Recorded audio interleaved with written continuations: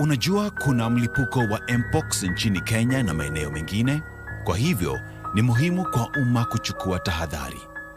Mpox ni ugonjwa wa virusi unaoambukizwa kwa njia ya kugusana moja kwa moja na mtu aliyeambukizwa, ikiwa ni pamoja na maji yake ya mwili, vitu vya kibinafsi vilivyoambukizwa kama vile nguo na vyombo, au kwa njia ya ngono. Dalili za mpox ni pamoja na vipele au vidonda kwenye ngozi ambavyo vinaweza kudumu kwa wiki 2 hadi 4, homa, maumivu ya kichwa, maumivu ya misuli, uchovu na nodi za limfu zilizovimba. Ikiwa una dalili hizi, tafuta ushauri wa matibabu mara moja. Mpox huenea haraka kupitia mgusano wa karibu kama vile ngozi kwa ngozi, mazungumzo ya ana kwa ana, kubusiana au hata kugusana na vitu vichafu kama vile matandiko au nguo. Kila mtu yuko hatarini, kama vile wahudumu wa afya, wasafiri, wanawake wajawazito na wale walio na kinga dhaifu wako katika hatari kubwa zaidi. Jilinde sasa. Usigusane na watu walioambukizwa. Jiepushe na vitu vilivyoambukizwa na udumishe usafi. Zingatia miongozo ya afya ili kuimarisha usalama wako. Ikiwa unashuku kuwa wewe au mtu wa karibu nawe anaweza kuwa na mpox, chukua hatua haraka. Fika katika kituo cha afya kilicho karibu nawe au tembelea tovuti ya Wizara ya Afya. Kwa maelezo zaidi, piga simu ya Wizara ya Afya 719 au piga 0729471414 au 0732353535. Kuwa na habari kuna linda. Ujumbe huu umeletwa kwako na Wizara ya Afya, UNICEF na washirika wengine. This holiday season, celebrate it differently. Treat your eyes to the best panoramic views in the world. Get a glimpse of the best Mother Nature has to offer. Paddle away, swim and dive with friends and family in our amazing lakes and ocean. Explore the historic caves and wondrous gorges. Make and capture lifelong memories. Let loose and breathe in the fresh air. This holiday season, shikisha oars in Kenya Pass.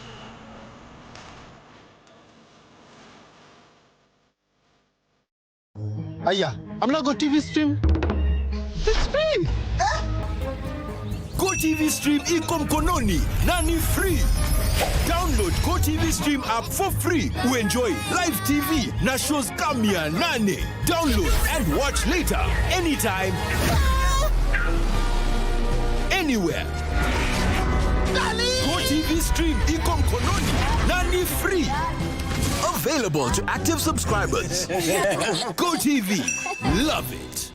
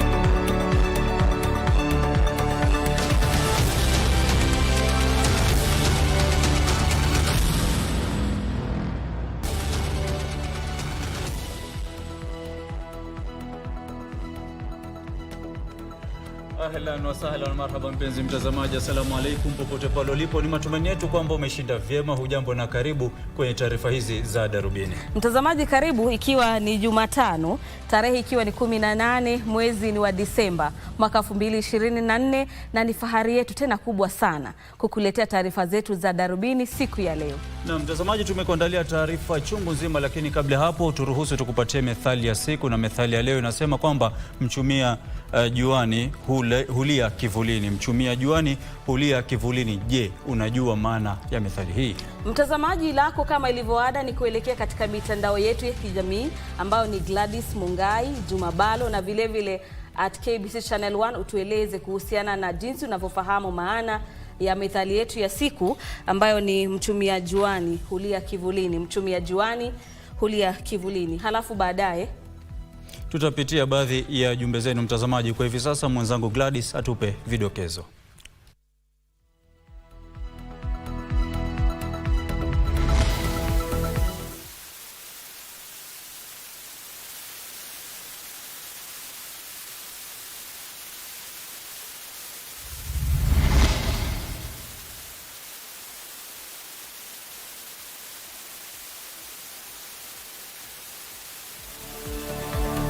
Afueni kwa gavana Kawira Mwangaza, huku mahakama ikiongeza muda wa maagizo ya kuzuia kuondolewa kwake mamlakani.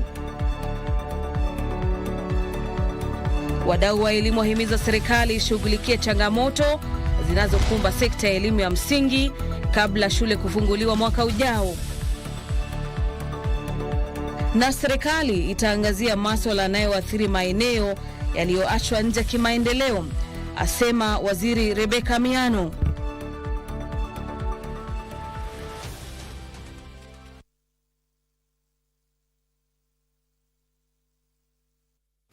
Naam, karibu tuandamani hadi tamati. Naitwa Ahmed, Juma, Bhalo ukipenda niite AGB. Lensa Odingo yuko kwa upande wa lugha ya ishara. Mtazamaji, mimi naitwa Gladys Mungai. Karibu.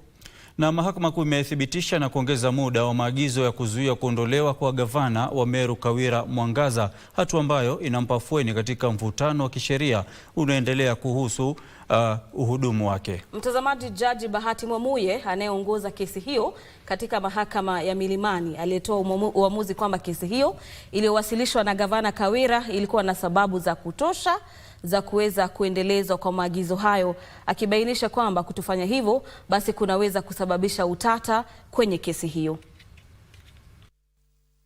Katika uamuzi wake, Jaji Mwamuye alielezea kwamba maagizo hayo yaliyotolewa mara ya kwanza tarehe 21 mwezi Agosti yataendelea kutekelezwa kwa siku 120 zaidi.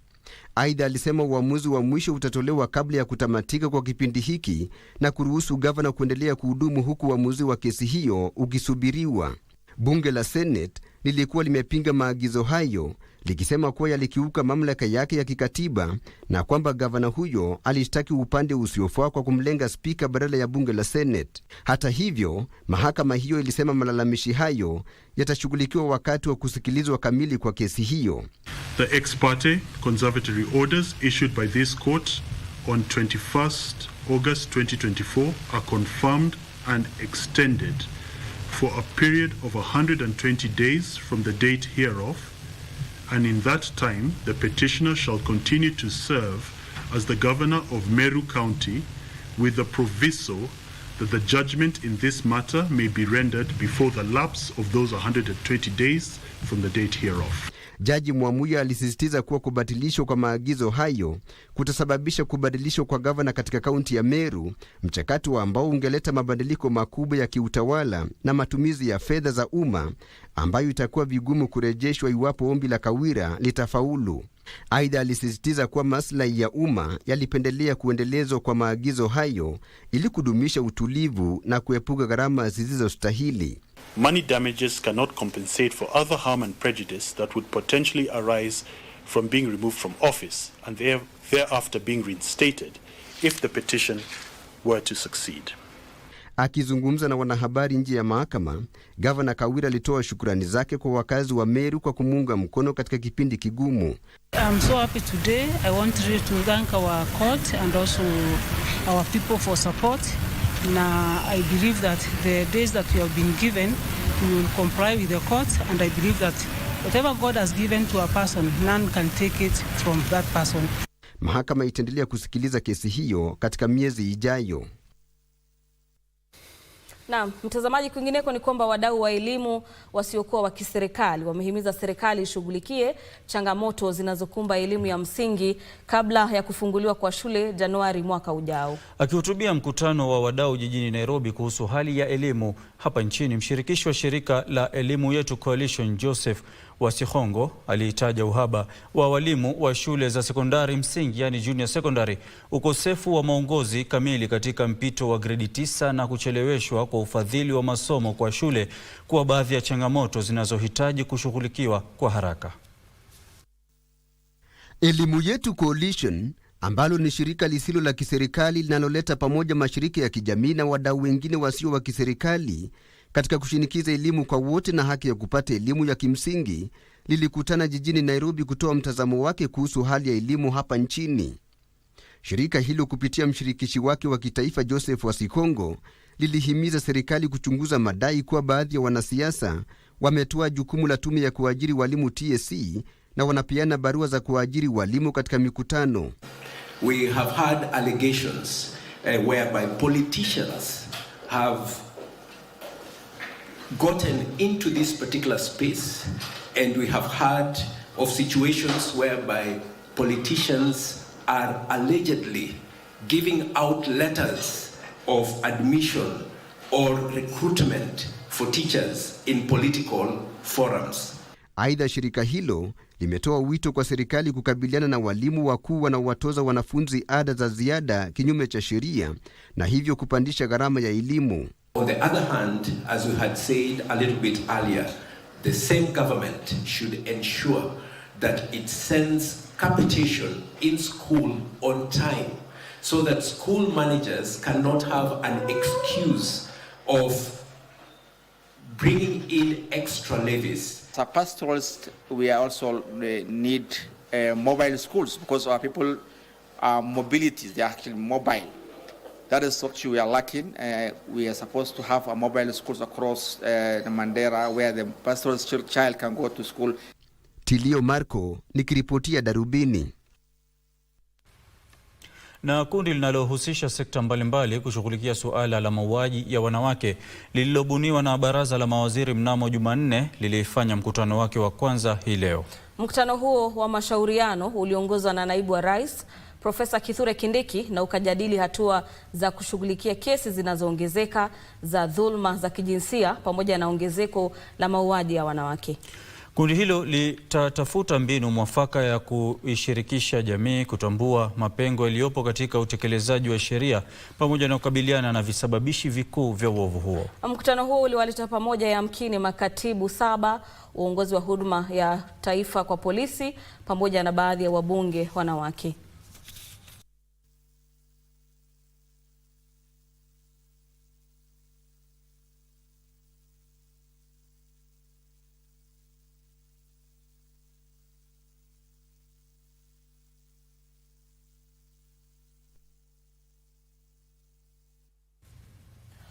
Mtazamaji, tukiachana na hayo, kwingineko ni kwamba baadhi ya mashirika ya kijamii yamekosoa kile walichotaja kuwa kucheleweshwa makusudi kwa utekelezaji wa haki kwa waathiriwa wa maandamano dhidi ya serikali yaliyofanyika mwezi Juni mwaka huu.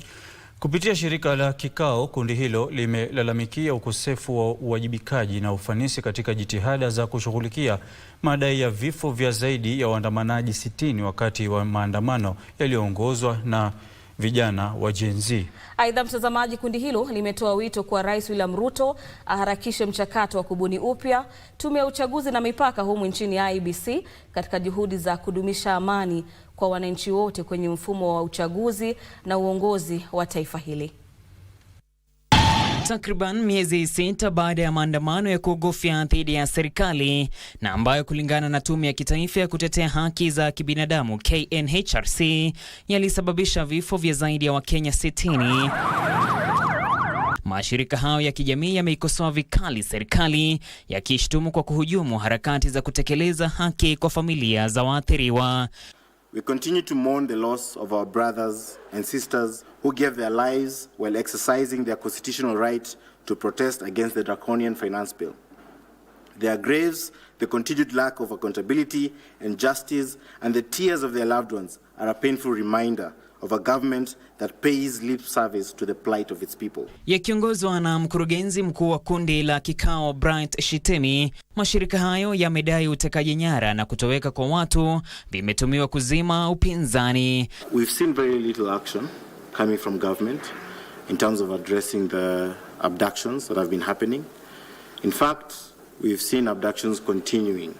I think the only case we've had so far is about the Rex Masai one in court that is ongoing, but there are so many lives lost. The Isiolo 3 are still missing. These were young people abducted on the 6th of July 2024. We still do not know where these young Kenyans went. There's more missing that we probably don't even know. Shirika hilo limesema tume ya IEBC lazima ibuniwe upya kwa wakati ufao. We want a properly constituted IEBC now. We have an obsolete voters register that was last updated in 2012. Voter registration, according to the Constitution 2010, is supposed to be a continuous process. So now, as we do even our work at Kikao, we need to be registering voters. IEBC needs to be there to be doing this job continuously. Ili kuimarisha uwajibikaji kuhusu fedha za umma, kundi hilo limehimiza waziri wa fedha John Mbadi kuweka wazi madeni yote ya nje na ndani yanayodaiwa taifa hili kufikia sasa. Most of these people taking these debts at this moment will not be here in 20 years. And so you're condemning the future generation to slavery. And we are that generation. So CS John Mbadi, you're on the clock to kindly provide this information. And as I say, mapema ndio. John Kahiro, Darubini. Na mtazamaji, tukukumbushe methali ya siku ili tukupe nafasi ya kutuma maoni yako kuhusiana na vile unavyofahamu maana methali hii. Mchumia juani, hulia kivulini. Mchumia juani, hulia kivulini. Na mtazamaji, tayari tunaona baadhi yenu mko katika mitandao yetu ya kijamii ambao ni KBC Channel 1, Gladys Mungai na Ahmed Juma Bhalo, tayari mkituma maana ya methali ya mchumia juani, hulia kivulini. Endelea kufanya vivyo hivyo, lakini kabla ya kutamatisha taarifa zetu, tutasoma baadhi ya jumbe hizo. Kwa hivi sasa mtazamaji, tupate pumziko fupi.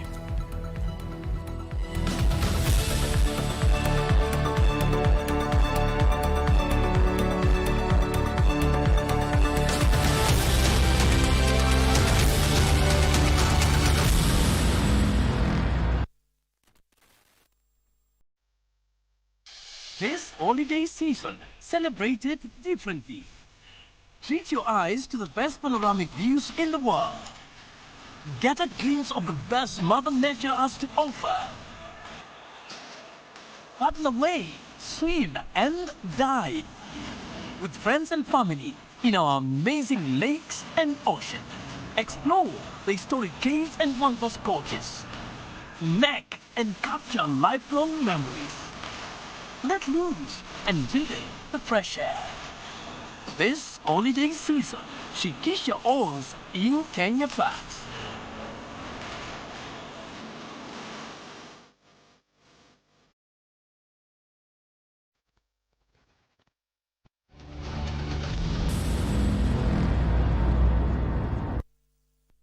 Naam, shukran sana mtazamaji na karibu tena.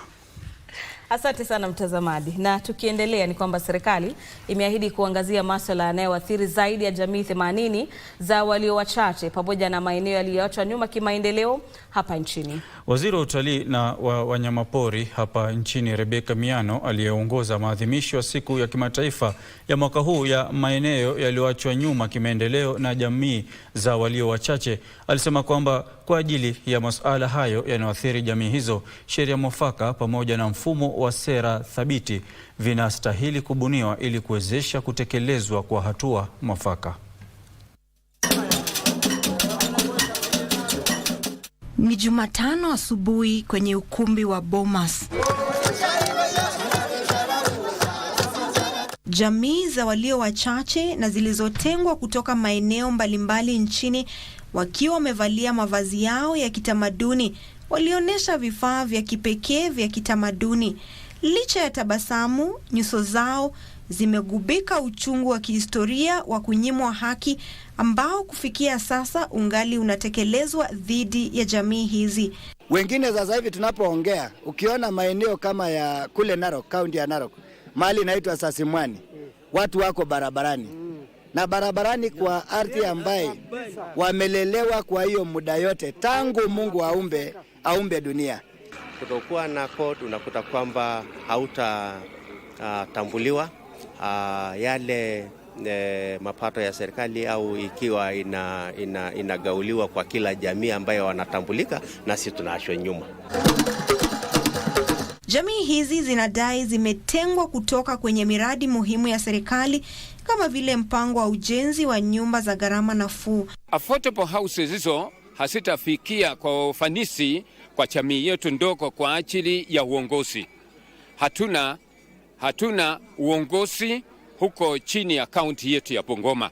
Waziri wa utalii na wanyamapori Rebecca Miano alisema kuna haja ya kushinikiza kuanzishwa kwa mfumo thabiti wa sera inayoshughulikia mahitaji mbalimbali ya jamii hizo. The practice itself is well rooted in Kenya's constitution, particularly Article 27 on equality and freedom from discrimination. Na kipengele hicho mpaka sasa, licha ya kwamba rais na taifa na serikali yetu inajaribu, ukweli ni kwamba kipengele hicho hakijatekelezwa vya kutosha. Jamii hizo pia zilishauriwa kuungana na kuepuka utengano ambao unaifanya iwe vigumu kwa serikali kutambua changamoto zao pamoja na utoaji huduma. Opicho Chemtai, Darubini. Na gavana wa Kirinyaga Anne Waiguru amesema kaunti hiyo ilipiga hatua kubwa katika kuafikia mpango wa afya kwa wote kwa wakazi wake baada ya kuajiriwa kwa wahudumu 48 zaidi katika vyeo mbalimbali. Mtazamaji, gavana Waiguru aliyekuwa akihutubia bunge la kaunti ya Kirinyaga alisema kwamba kupandishwa hadhi kwa hospitali ya Kirinyaga na Kimbikimbi hadi kutoka level 3 hadi level 4, mtazamaji, kutapunguza mzigo wa wagonjwa katika hospitali maalum ya Kirugoya inayohudumia zaidi ya wagonjwa 600 wanaotibiwa na kufika nyumbani na wengine 400 waliolazwa kila siku. Waiguru pia alitoa wito kwa wakazi kusajiliwa kwa hazina iliyoboreshwa ya bima ya afya ya jamii SHIF ili waweze kupata huduma bora za afya.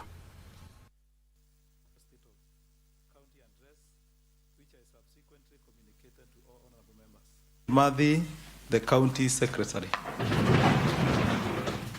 Namtende Jero Mushidi, the chairperson, Kirinyaga County Public Service Board. Our practitioners working in the county, because of our increased level of facilities, we have instituted the FIF to enable our facilities to work better and perform, providing additional human resource capacity and also ensuring that they have the equipment and the medical supplies that they require to function. We're also working very hard to work up an incentive program which will be able to incentivize our healthcare workers so that we can be able to retain the best human resource possible within our health facilities.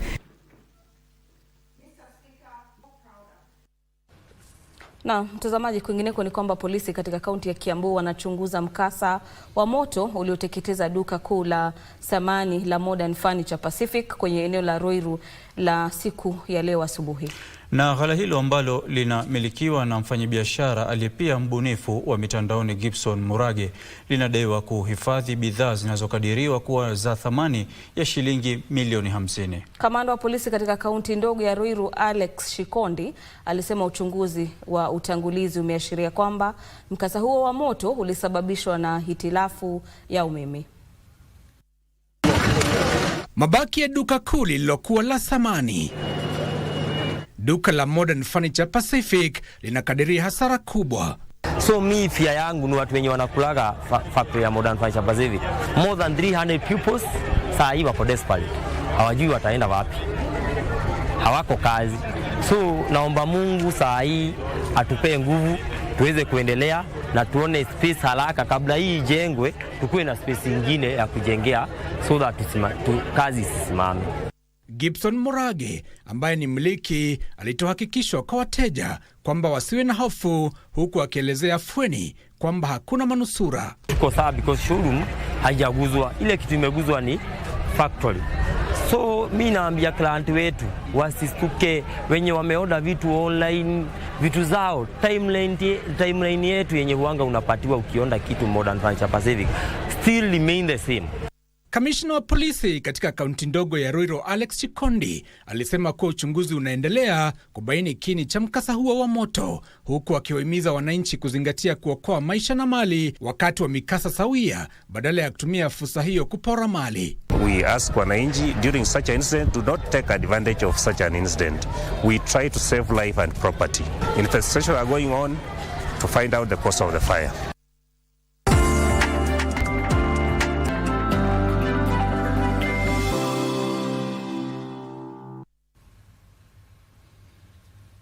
Na mtazamaji, karibu kwenye biashara. Bodi ya kitaifa ya nafaka na mazao NCPB inahitaji shilingi bilioni 12.5 zaidi kutoka kwa Wizara ya Fedha zitakazotumika kununua mbolea ya bei nafuu. Waziri wa Kilimo Andrew Karanja amesema hatua hiyo itahakikisha kwamba wakulima zaidi wamenufaika chini ya mpango wa mbolea ya gharama nafuu hapa nchini. Taarifa kamili ni kwenye mseto wa habari za biashara.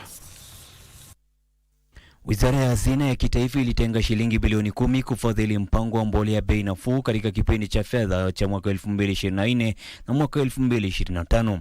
Kufikia sasa, Bodi ya Kitaifa ya Nafaka na Mazao NCPB imesema imepokea shilingi bilioni 7.5 zitakazotumika kununua na kusambaza magunia milioni 2.4 ya mbolea wakati wa msimu ya mvua ya fuli. Hata hivyo, shilingi bilioni 20 zitahitajika kukidhi mpango wa mbolea gharama nafuu ambapo mahitaji yake sasa ni magunia bilioni 12. Are coming in. Formulations which are based on nitrogen, so many combinations of them.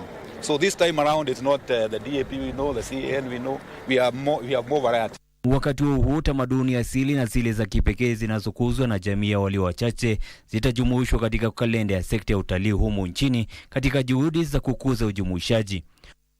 Waziri wa Utalii Rebecca Miano amesema manufaa yanayotokana na denzi, magwanda, mafasi, lugha na vyakula vya jamii husika zitatumiwa kukuza na kuhifadhi uanuai wa kitamaduni.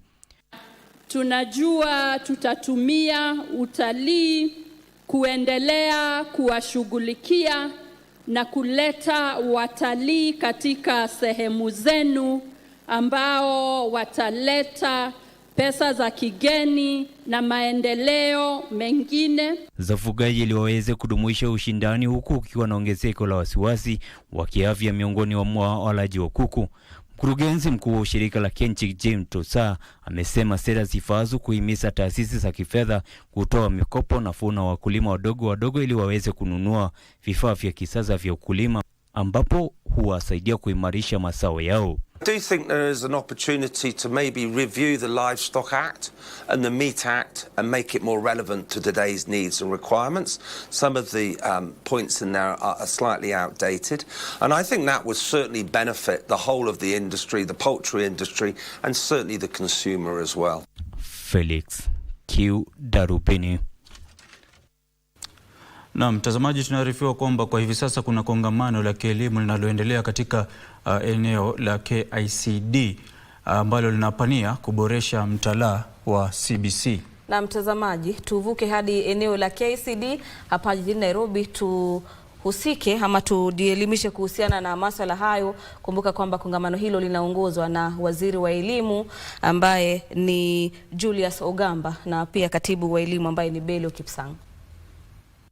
A few remarks, then we'll open up to plenary, then attend to whatever other issues that might arise, including maybe those that we've not touched on.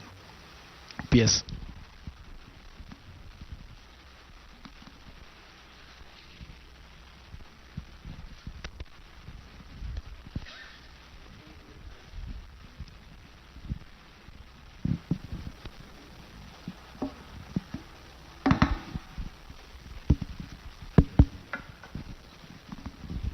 Thank you very much, CS.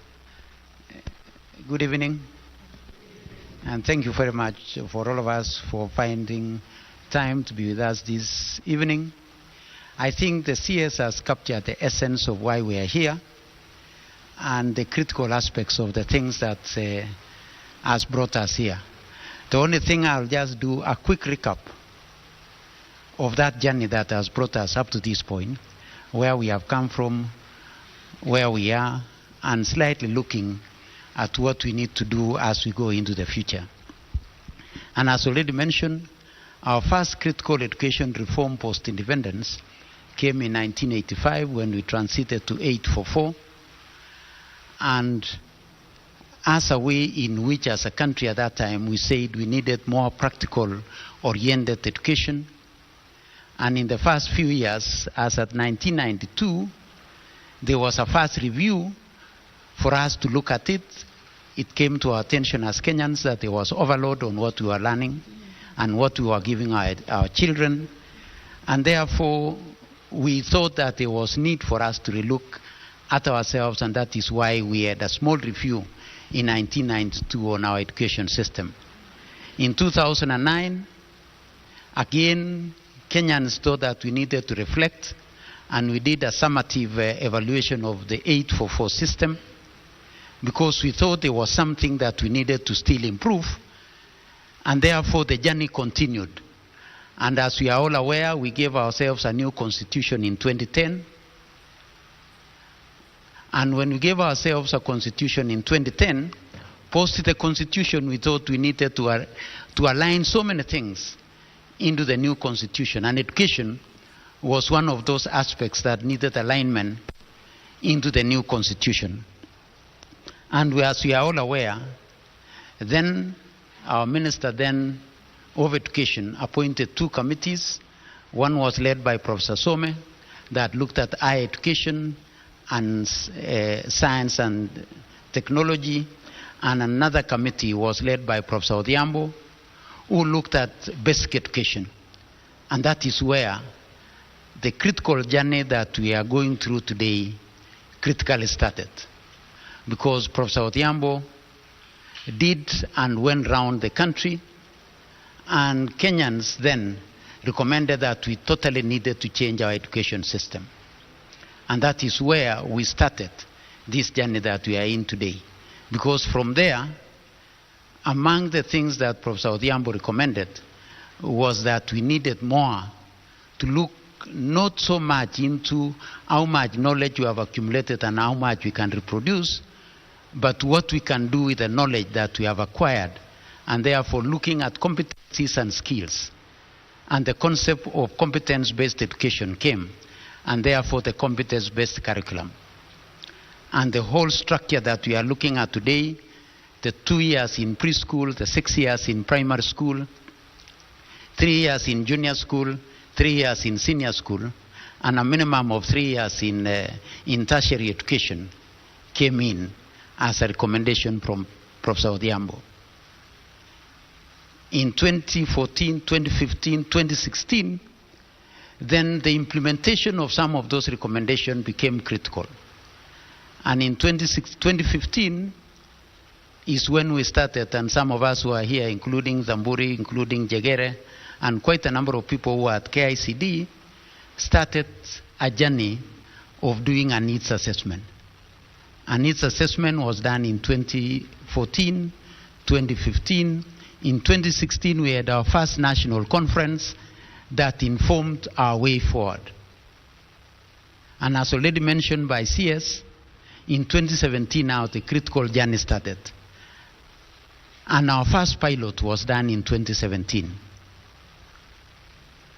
And out of the lessons learned from the first pilot that we did in 2017, in 2018 we did a national pilot.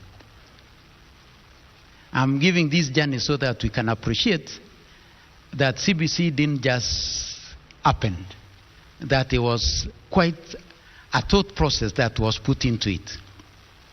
So in 2017, 2018, we did our final pilot, which was a national pilot.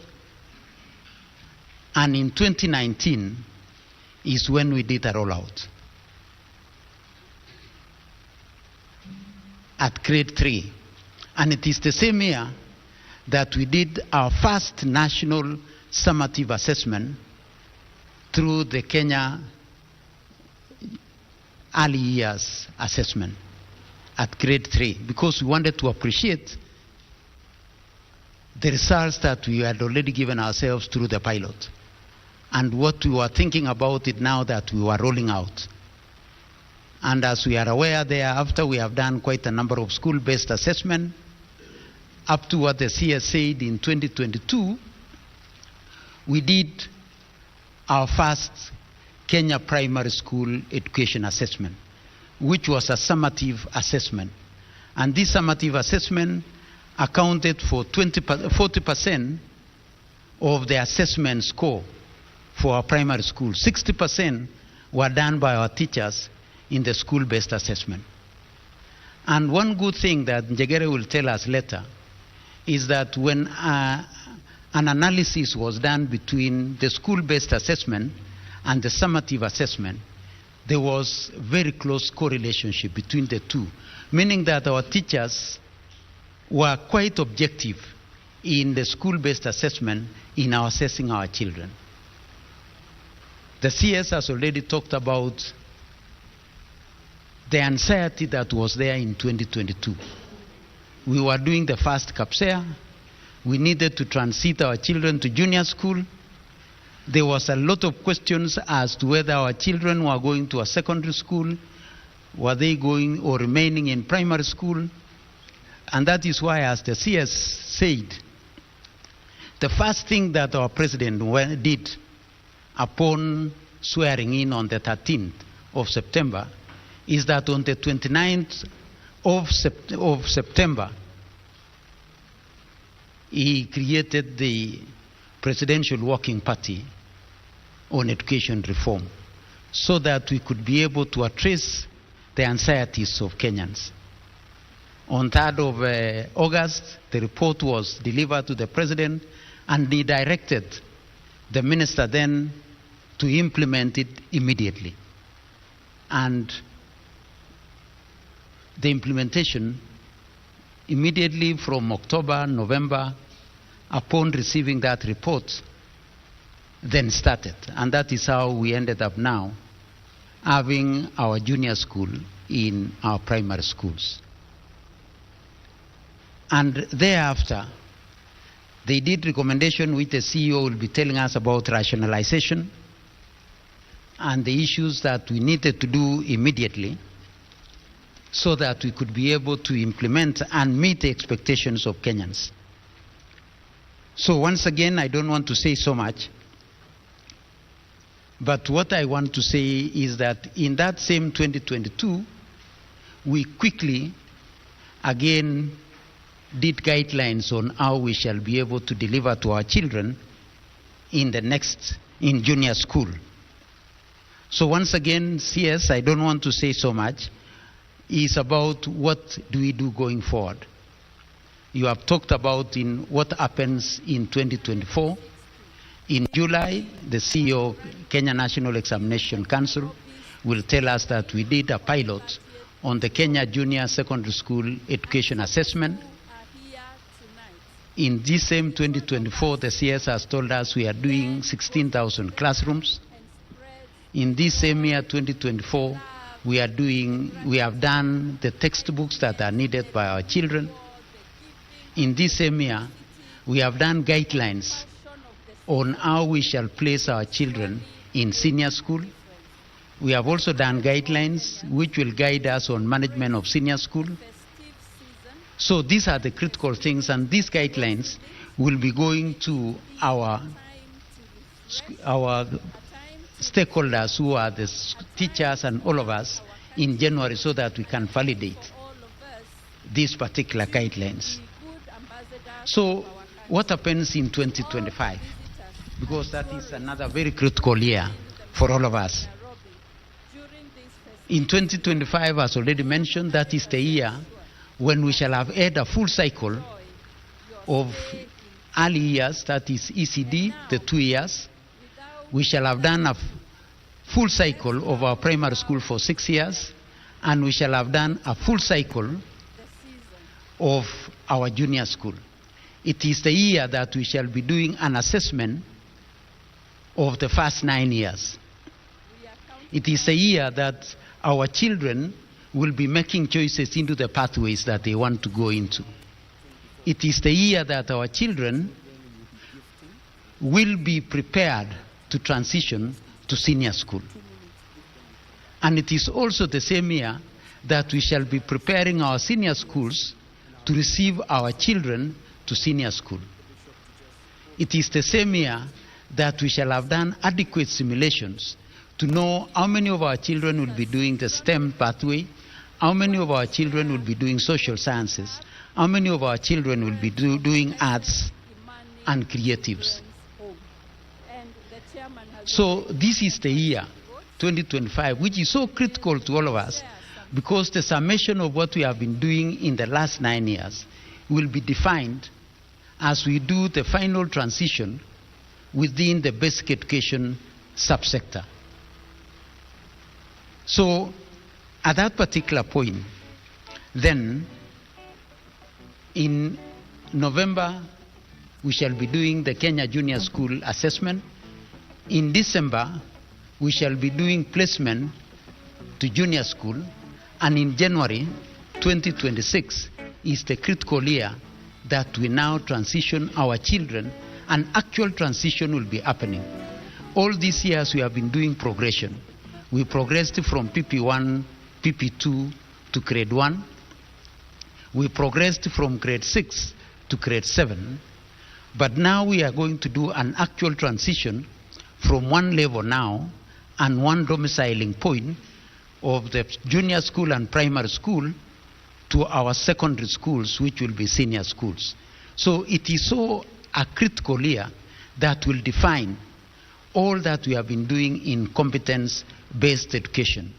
And it is the year, therefore, that we have to work with our stakeholders to ensure that our transition will be smooth at grade 9 and later in grade 10. So CS, I don't want to go beyond that particular point. I just wanted to see the journey that we have covered, so that the details on issues of teachers, the details on issues of curriculum, and the details on issues of assessment will be dealt with by our CEOs. Thank you very much. Thank you, PS. That's a very good presentation, giving us the history of the progression, just to show that the government didn't wake up one morning and say, we are going to do CBC. It was a journey, well studied, well researched, teams went out, assessments were done, and this particular program then became necessary. I'll now give the opportunity to the CEO, TSC, to say one or two things on teachers. Thank you, Waziri. Good evening, ladies and gentlemen. I will start tonight by assuring the country that the Teacher Service Commission has fully prepared our teachers to transition our learners to grade 9 without a hitch. The peers and the minister have talked about the rest of the issues, so I'll very briefly restrict myself to what we have done with the teachers to ensure this preparedness. One, we know that our teachers are very well trained in our colleges and universities. And once a professional, in all professions anyway, you are tooled and skilled. And these skills we are given when we are trained and we are tooled, then assist you to adopt to changes even when they come. And the only thing that we are doing with our teachers is tweak it a little when we are retooling them, because they are already trained.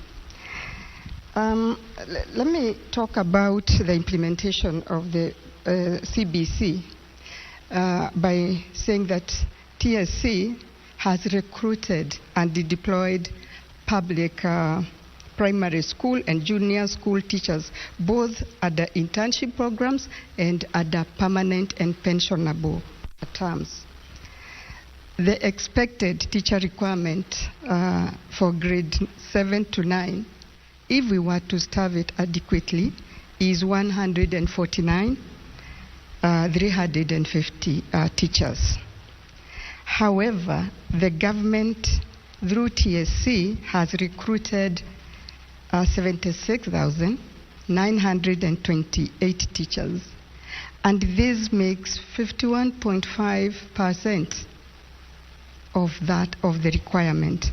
And what we should note here is that although we have that shortage, it is that in 1.5 years, the government has done 51.5% of the requirements in junior secondary. And this shows the resolve of government in trying to transit our learners through the CBC seamlessly. And therefore, the projected teacher shortage is estimated to be 72,422, which is 48.5%. So you can see we have done more than what we are missing. And if government has done this in 1.5 years, then you can see that the government will be working very hard with the TSC at the forefront to ensure that the 48.5% is achieved in the shortest time possible. Now, the government has also provided funds to recruit and convert 46,000 teacher interns in primary, junior, and secondary school teachers to permanent and pensionable terms. And these teachers, of course, now, starting this January, will now transit to PNP and not the interns as they were before. Out of the 46,000 teacher interns, 39,550 teachers were recruited specifically for junior school and have now been turned into P&P. To further bridge this shortage at junior school, the TSC looked at the qualified primary school teachers, because we have qualified primary school teachers who went back to college after their P1 course. They have all the requisite requirements. 8,378 qualified primary school teachers have now been deployed to junior secondary to try and bridge this gap. The government went further and allocated TSC 4.8 billion to engage 20,000 additional intern teachers whom we have now recruited. We have given them letters, we have issued them letters, and will be in schools in January as we open our schools. So you can see that the total number of teachers now recruited and deployed to handle junior secondary is 76,928. And that's quite a substantive number in only 1.5 years. So this is aimed at responding to these needs in the junior secondary. So after recruiting, the other thing that the TSC or the government has done through TSC is retooling of teachers. As I have explained, our teachers are very well trained and they are tooled and skilled. In fact, in the past you saw, even during the COVID epidemic or when we have had a few challenges here and there, our teachers adapt to change because they are very well trained. However, the government felt this is a new reform. And so TSC was given money to retool these teachers in curriculum-based, competence-based curriculum and competency-based assessment. I think we have the CEO, Nick, he can talk about that. And so we have been retooling our teachers on these two since 2019. On a regular basis. And just to give you a summary of this, about retooling our teachers in the new CBC and the CBA, between April 2019 to September 2021, we had trained a total of 292 teachers, just to ensure that we have this seamless transition as we adopted the CBC. Now, going to junior secondary, The overall total number of teachers retooled between May and November, just the other day, 2024, is 60,642. The last training was conducted in November this year, specifically to prepare teachers for transitioning learners to grade 9. That's just a short snapshot of what we have done to teachers to ensure this seamless transition.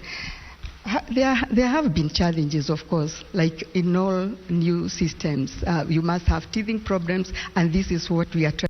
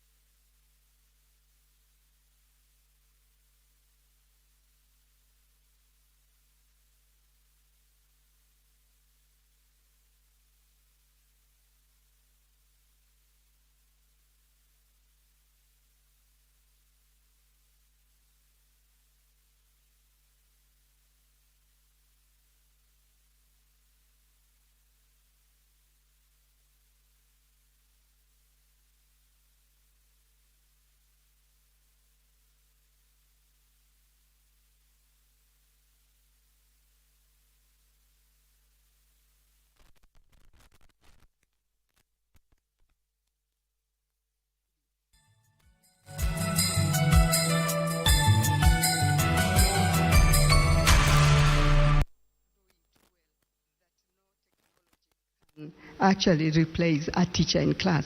However, we are a developing country. So we have come up with live streaming of lessons where we have a satellite school, a principal school, and then a satellite schools, so that we have one principal school that can teach, or the lessons are live streamed in like 5 or 4 other schools, just to try and make sure that learners do not stay without a teacher.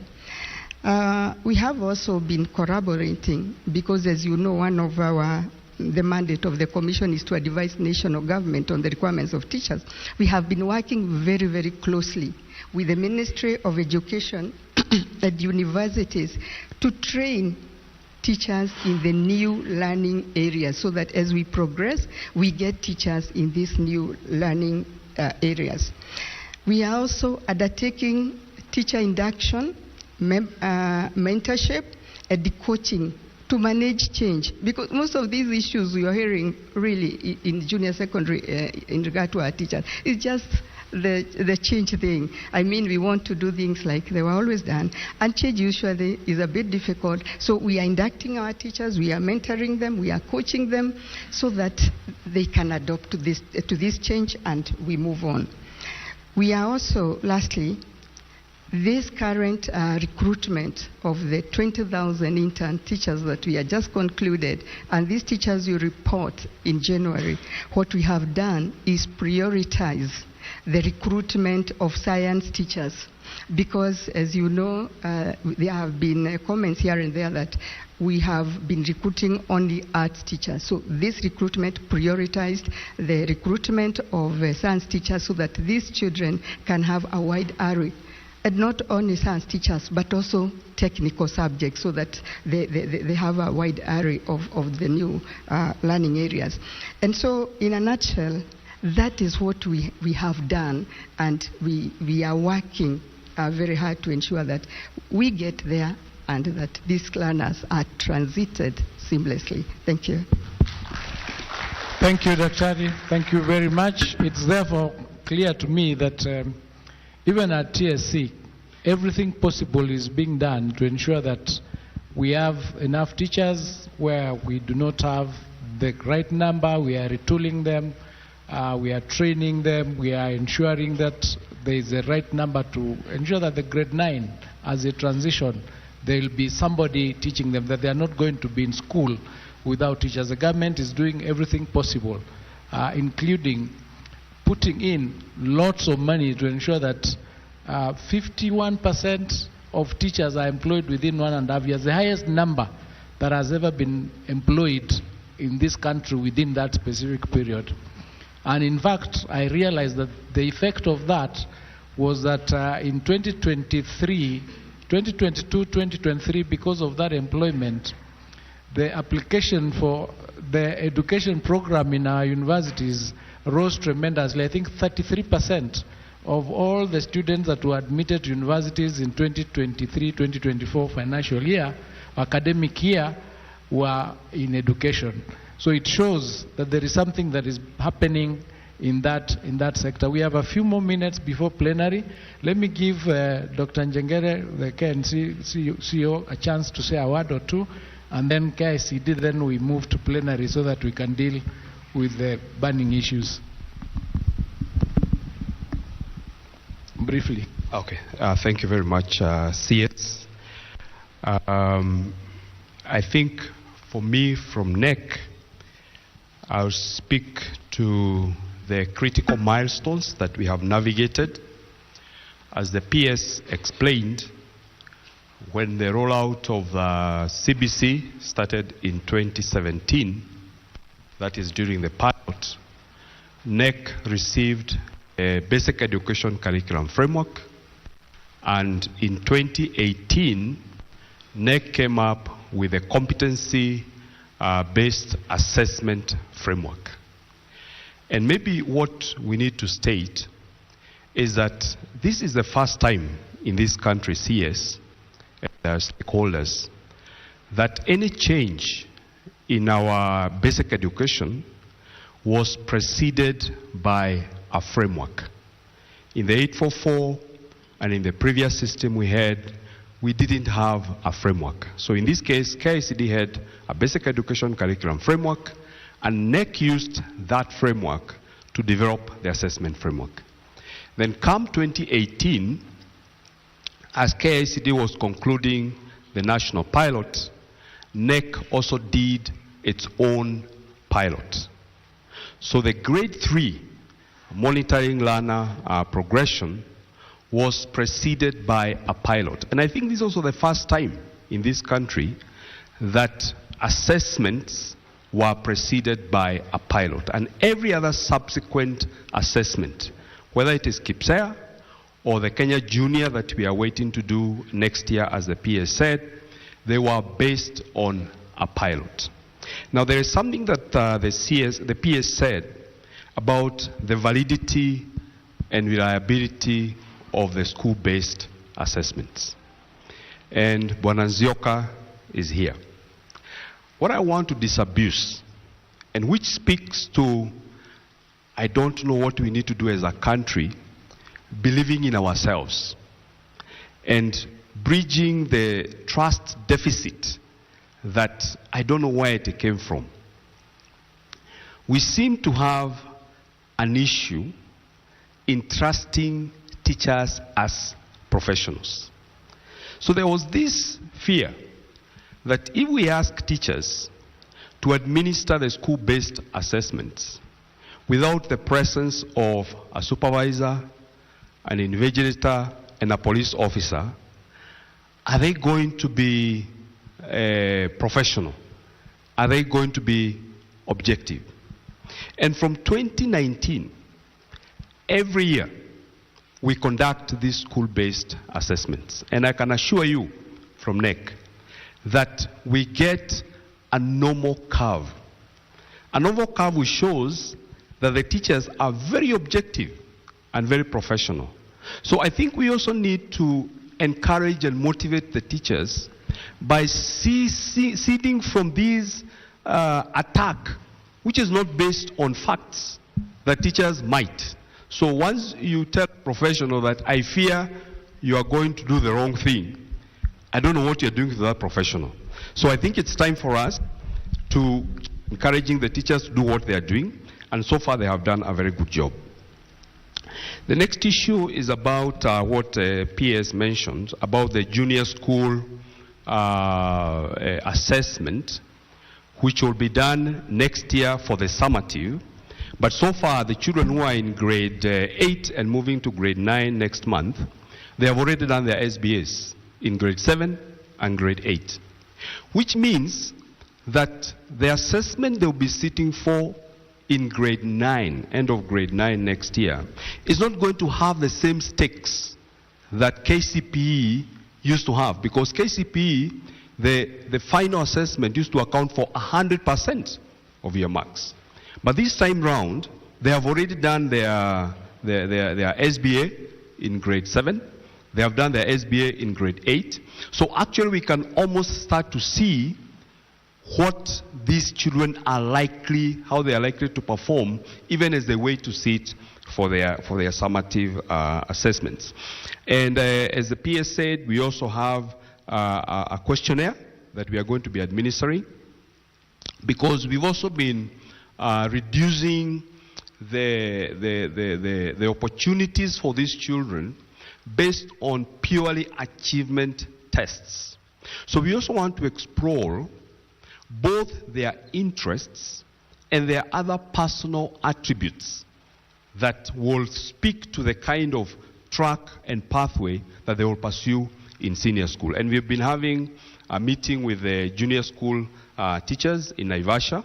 So we are orienting them on how those all those assessments will be done, the questionnaires, and I'm sure next year by around March, as the PS promised, we are going to have a very seamless process of how that transition is going to happen.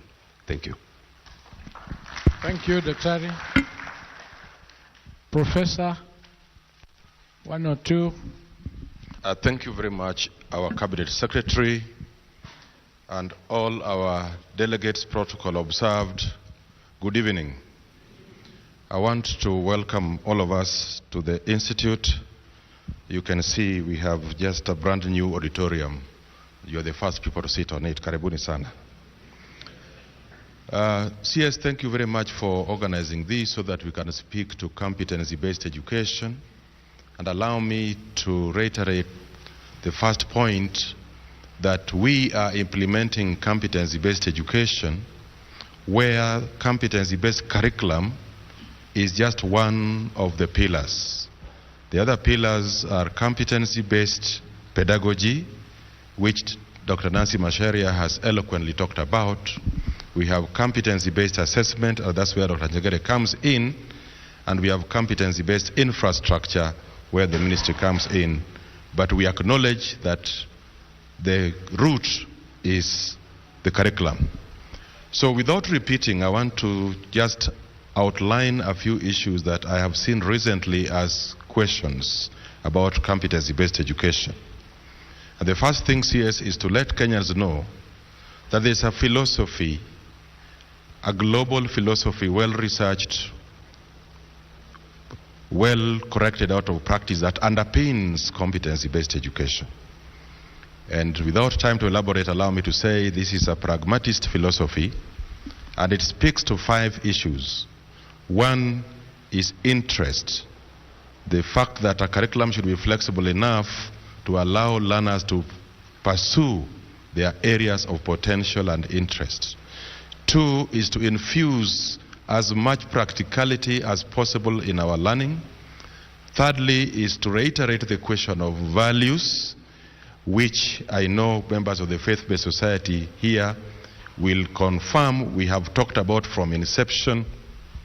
And finally, to ask the question of what is the utility of an education we are offering our learners, to them as individuals and also to the country.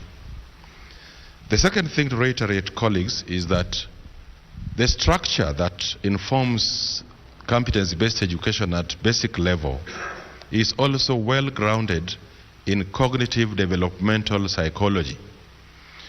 That's why we have 2 years to offer children an opportunity to interact at pre-primary school level, 6 years to give them an opportunity to socialize, especially on the areas of literacy, numeracy, and language.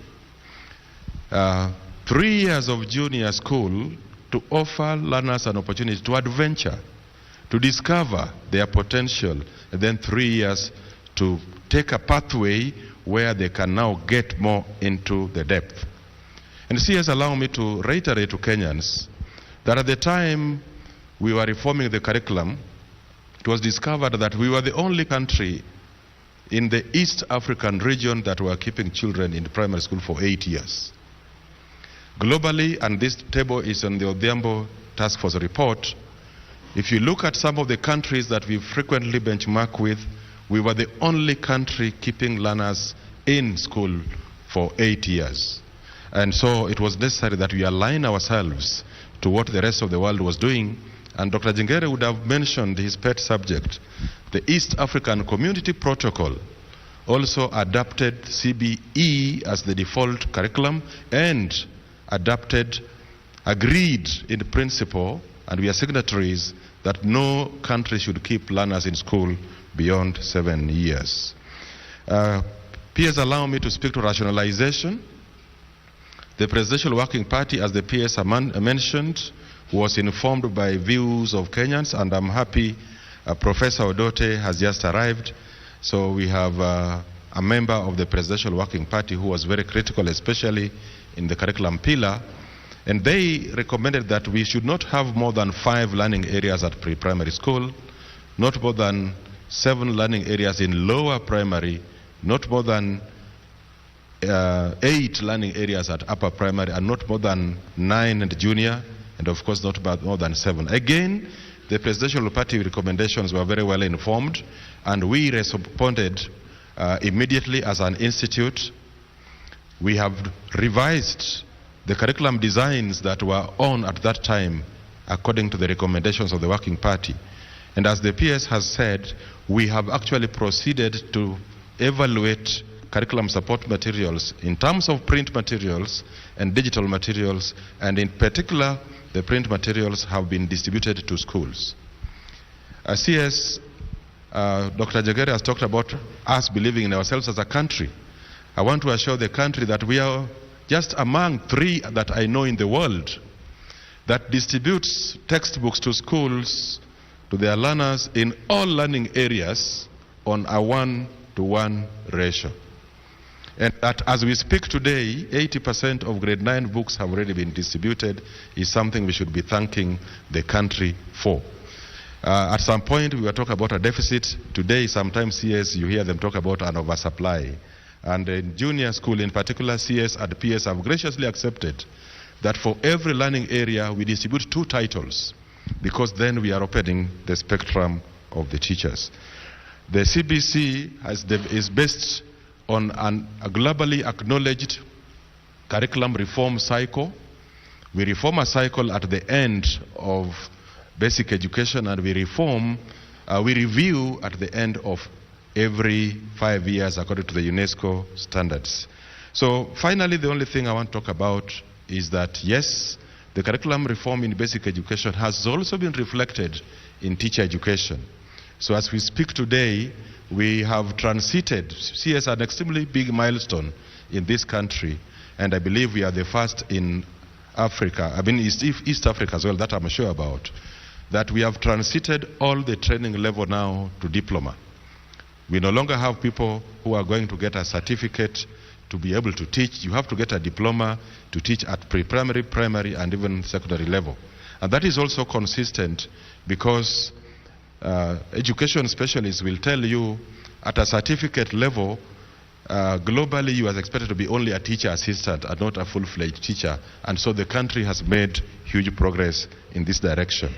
Can I close CS by saying that this country has spent up to date from 2018, 51 billion shillings on textbooks. And as we talk today, 47 billion has been paid to publishers, and the chairman of the Publishers Association is here. They will confirm that for the books that they have delivered, which we have confirmed have reached school, we have made all the payment. Thank you very much, CS. Thank you, Professor. Thank you so much.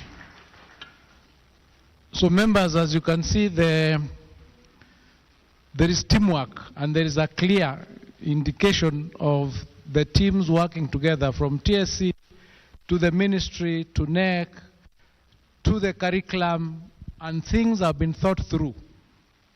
Whether it is the curriculum, whether it is the resources, whether it is the teachers, whether it is the books, whether it is the assessment in the exams, there is a team and there is a cohesiveness of how this is being done. It cannot be gainsaid that in this country, for instance, it is the only country, as far as we know, that is spending over 30% of its budget in the education sector. The UNESCO recommendation is an expenditure of between 4 and 20%. We are at 27% last we checked. And that is a commitment from the government that they want to ensure, or we want to ensure, that our education system is of an international standard. And we are doing everything possible to ensure that we do not drop the ball. I want to open up this now to the plenary for questions or comments or recommendations, suggestions, so that we can together continue refining this sector. What is really critical for us is that we must have an education sector that is completely hygienic and that we can trust. So I'll open up the team with microphones. Raise your hand. We'll take about 3 questions at a time, and then we'll move from there.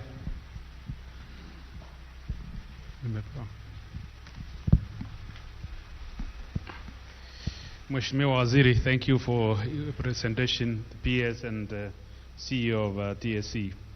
I wanted to start by throwing some few stones, but I've disarmed because I had issues with the books and also with it. But on teachers, you have done quite well. That one is actually something that is obvious. It is there to be seen by every Kenyan. But my concern, Honorable Minister, is, you know, the religious sector plays a very critical role as a key stakeholder in education. And in this meeting today, unfortunately, I think we are very few of us here. I just saw other 2 people apart from myself.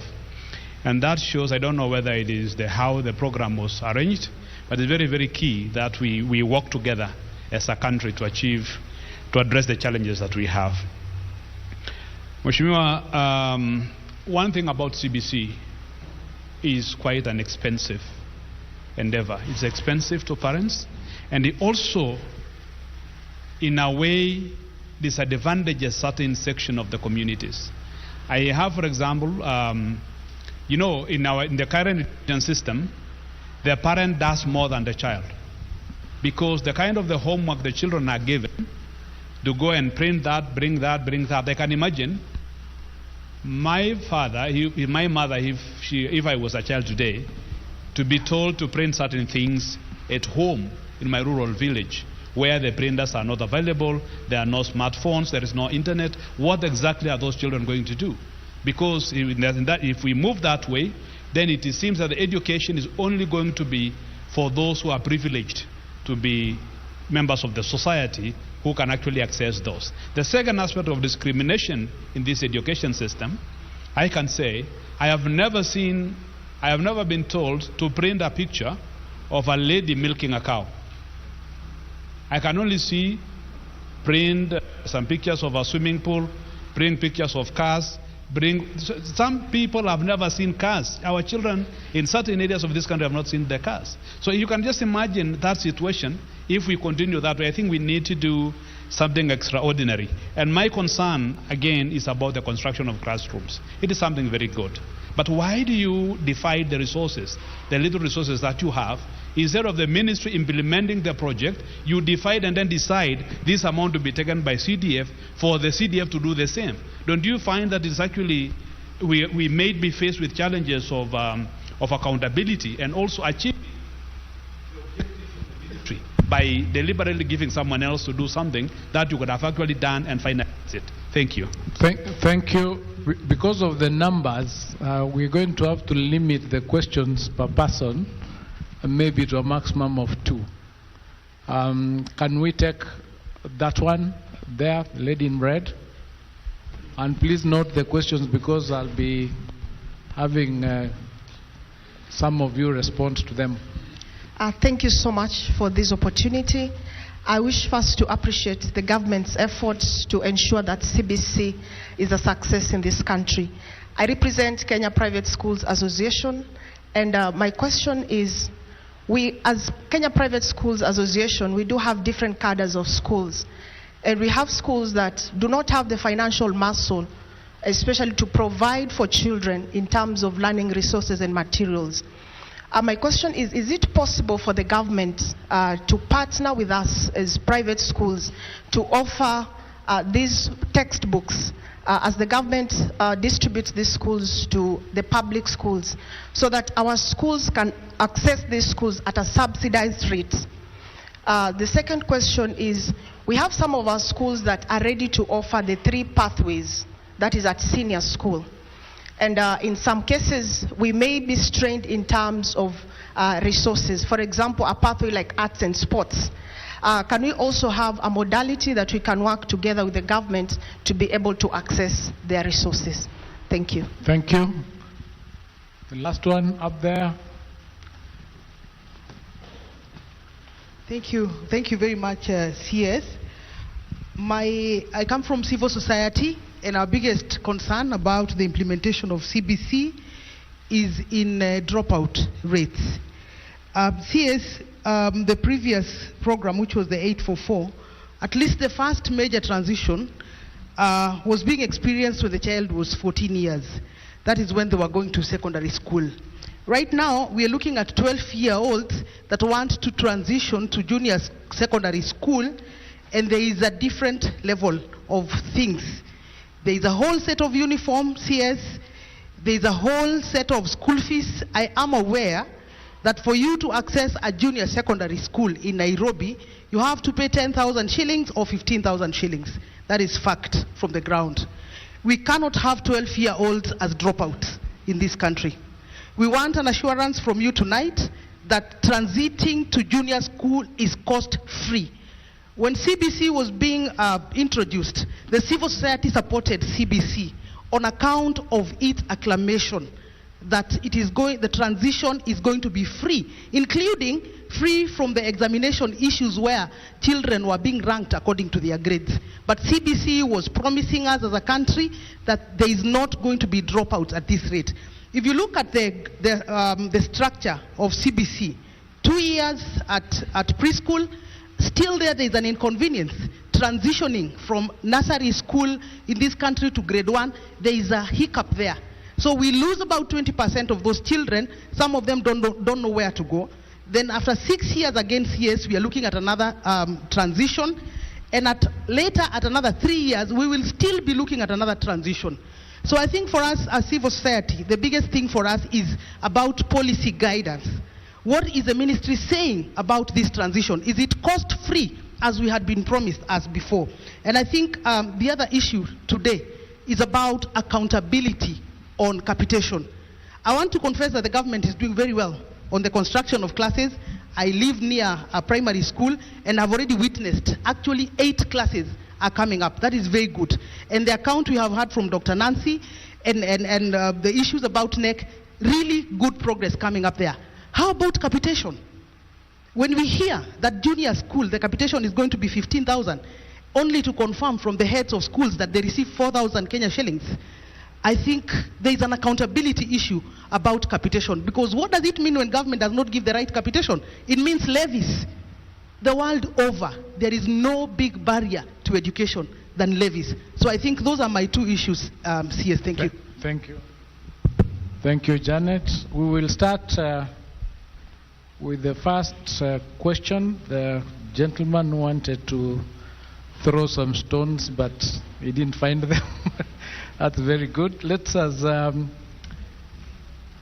that the PS, you can take those questions, and then Dr. Njengele will deal with the issues relating to the cost, but you deal with that one first for the first. Thank you very much. question. I want to thank the chair for the areas that he has raised. I want to assure you that on invitations, we invited the whole cross-section of our colleagues in the religious sector, including the Interreligious Council. So maybe they are still on their way, but we did we did invite all of us because we know the role that the religious community is doing in our schools. As sponsors, as spiritual guides, as people who support us, mainly on the mental stages. I remember when we were in the formative stage of CBC, you did so much work on value-based education and why we needed to have value-based education. I would request Prof at some point to talk about parental empowerment and engagement. Because what we are really doing is that we would want to have all of us participate in the growth of our children. And that's why when we request that you work with your child through some of the homework that we do give, then we are doing that so that you can have a closer relationship. You have a closer engagement with the child. But on issues of the type of homework that we gave, what we ask to be printed, what I would ask Professor Ongondo to engage on that one. On construction of classrooms, what we are doing is that we are partnering with the National Government Constituency Development Fund because it is one of our biggest partners when it comes to issues education. The biggest, almost 80% of the resources that go to CDF is used in issues related to education, and that's why we are partnering with them. But as the CS said, as Ministry of Education, working with our development partners, we are doing and we have done 11,000 classrooms. Our colleagues, the MPs, are doing 6,800. They have already done 3,000. So as we talk today, we have done 14,000 classrooms through that partnership. And we would want to continue engaging and building on trust and the way in which we would want to work so that we can move forward. On Kenya Private Schools Association, Mudhoni will tell you when we were having the steering committee, the first one, on issues of instructional materials, we agreed that private schools will give us their requirements and that they will get books at cost. We are still there as government. If you give us your numbers, we work with ourselves, we shall make sure that you will get books at the same cost that we give to our public schools, because all these are our children. Let's work together and we shall ensure that the books that is produced will be paid for through a framework, and the children in private schools will get it at the same cost that we are giving to our children in public schools. That still stands, and that commitment by government is still there. The last one is on what Mudhoni has said on issues of dropout and progression. And it is good Bwana Nzioka is here, who is the chair of the Kenya Primary School Aids Association. And you know, when people break the law, and it's good our CS is a lawyer, and he will put it as is that primary education, once you transition to our primary schools, and as per the Constitution, Article 53, I think, is that we are supposed to provide free and compulsory basic education, and mainly primary education. And there should be no fees charged at any point in time. Even when we were transitioning the first group of CAPSEA from grade 6 to grade 7, we said children should use the uniforms that they did have in their primary schools. It is still our stand, and it is still commitment of government, that even if we change uniforms, we should give time to parents to transition to the new uniform at the time that they were to buy new uniforms. It should not be that you transition, and even if you bought uniform when you are at grade 6, that when you go to grade 7 you buy new ones. It should be said that there is transition time, but there should not be any fees. And I am sure CS will still emphasize on this particular issue. It is cost-free.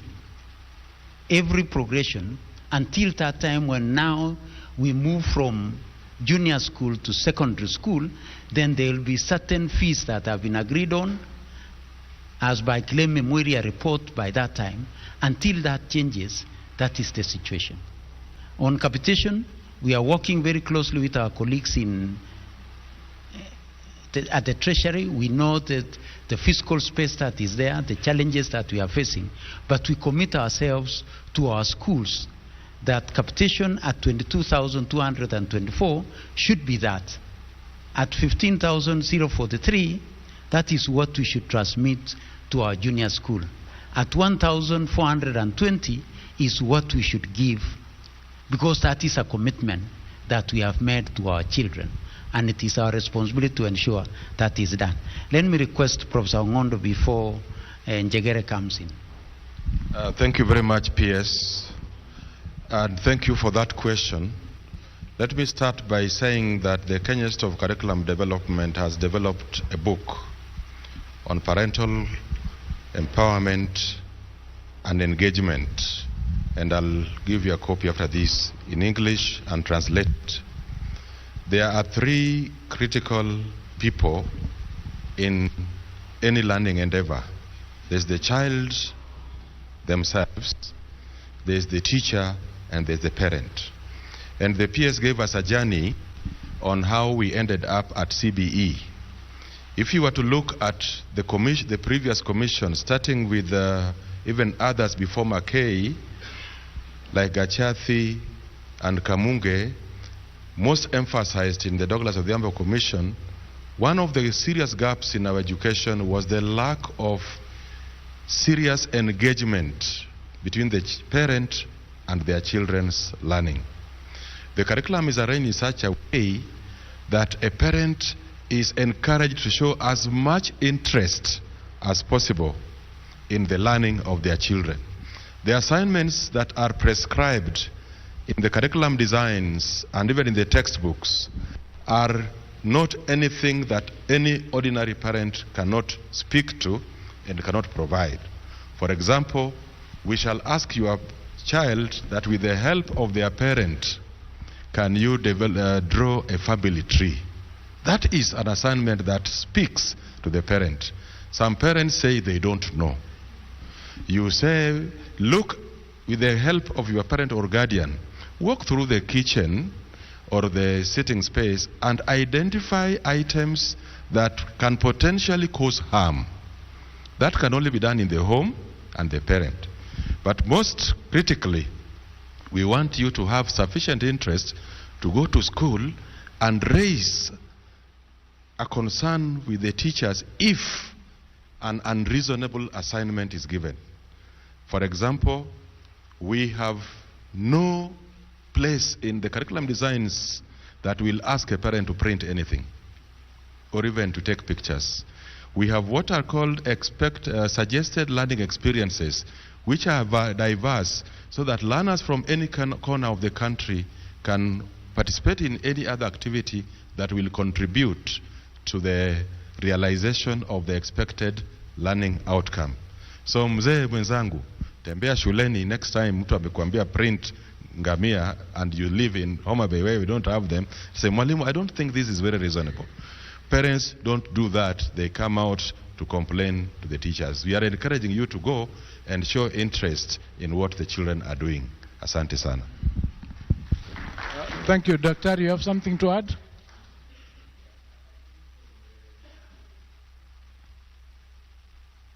I think on the issue of cost, at the beginning, when the rollout was happening, there could have been cases of costs which were based on either they had not quite known what to do, or the experience of high stakes, where someone maybe was assuming that if I buy the item, then maybe the score will contribute to something else at the end of the day. But I think largely this has now settled, And I'll also ask Anne, I think Anne Gatia, yes, she will speak to what we are doing with assessments to make sure that we provide options.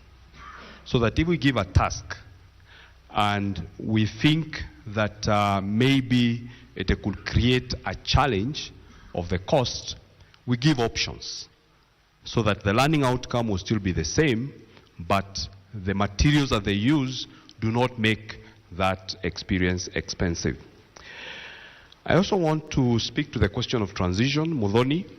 I think largely we could say if there are pockets of children still dropping out, it is not at the same scope as used to happen with this other system. Because you would see, for example, when we administer KCPE, you would have administered to about 1-point-something million children.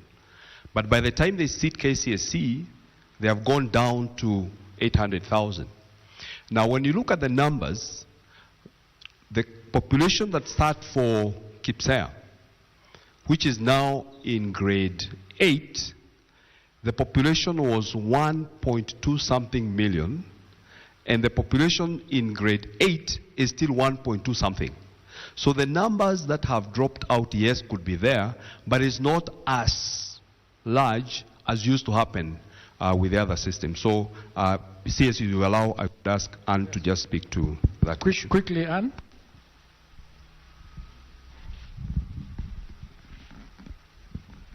Thank you so much. In terms of assessments and what we are doing to make sure that the costs are not very high, one of the things is that we are uploading the assessments, the portal, and giving options so that the schools can actually download that onto the tablets or even onto the any digital devices, and then the students use the books to actually write, so they do not have to print. The other thing, as we design the questions, we are very careful, and in each of the questions, we are focusing on improvisation.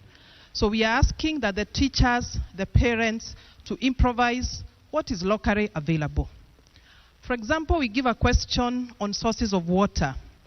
We are asking that use what is locally available within your environment.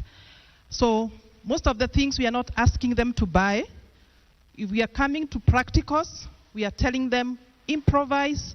If they are doing cookery, we are asking them even to share the ingredients so that you don't have to bring so many ingredients per learner, because all that is necessary is for the learners to acquire that particular skill. Again, in terms of the questions that we are giving, we are saying that let the teacher encourage the group work, so that sometimes you don't also have to do the practical as an individual, which will raise the cost. So most of the times we are saying, let us improvise, let us use the locally available materials. You don't have to buy. If we are asking you to clean shoes, you can clean just one shoe. You don't have to clean two. Thank you. Thank you, Anne.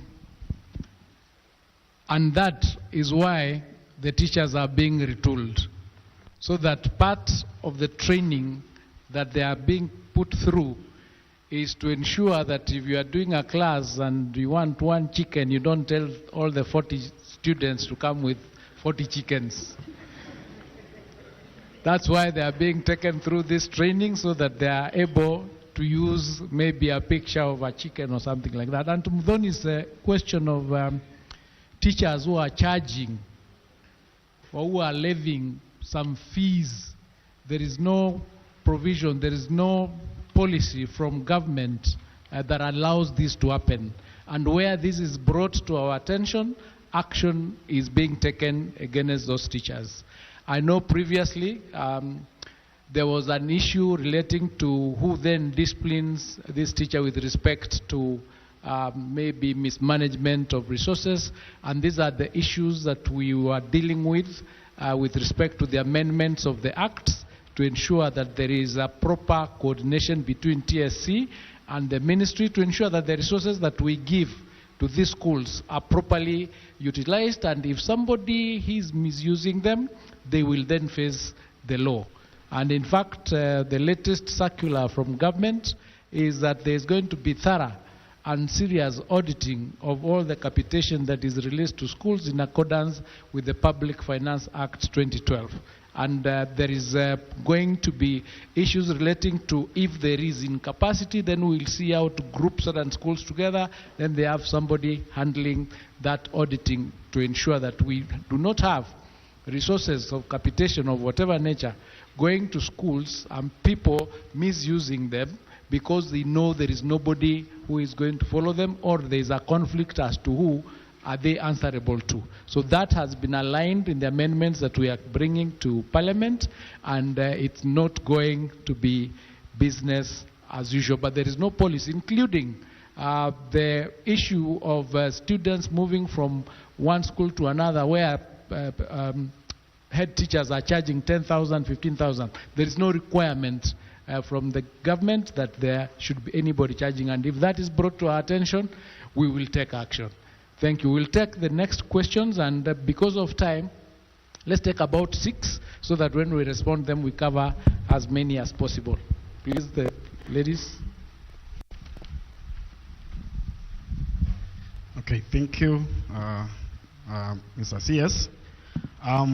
Teacher Polycarp, I'm a CBC champion, and one of the people who believe that at the end of it all, our learners will get what they want. The narrative that we were using during the training in 2017 about comparing a monkey and a fish, we are saying we can't compare the two when it comes to swimming and when they come to climbing the tree. And as we move on, that narrative is being watered down, and that's why I want to ask Dr. Jegere. He has just said that he's going to the grade 9, grade 8, have already covered something. Can he come up clear to us how many marks are we hoping for the learners to get in the final test that is coming in November? So that's the first question. And the second question goes to Professor. Just 8 hours ago, they posted the books that the learners, the parents, in fact, they put it very clear saying, dear parents, this is what you are supposed to do. And when I went through that, I've realized we don't have books that have been approved for grade 5 to 8. We only have grade 1, PP1 to grade 4, and then grade 9. So what are we going to use as teachers to facilitate learning in grade 5 to 8? Thank you. Thank you, Polycarp. Next. Maybe I go next.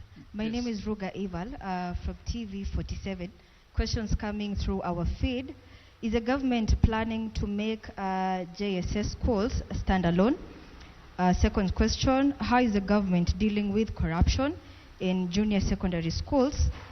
Then to KICD, some books are said to have wrong content. How is KICD preparing to solve this? Then for the last 2 years, JSS teachers have been attending retooling, studying the same content. How is KICD planning to handle this? Maybe one last question. It's the Ministry of Education, in collaboration with TSC Kenya, took P1 teachers back to college to upgrade in readiness for CBC curriculum. Why did you abandon them in darkness without any employment? Verbatim. Thank you. We allowed you many because they are coming from stakeholders and you're hosting us. Thank you very much. Next.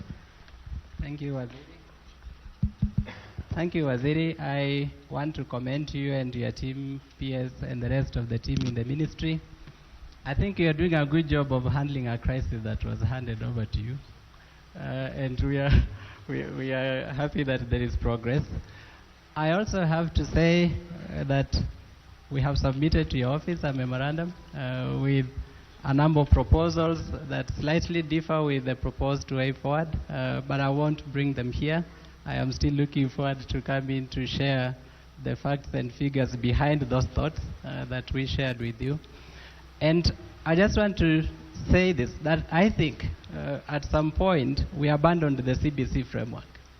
And that happened when we rushed the implementation before we had a clear plan.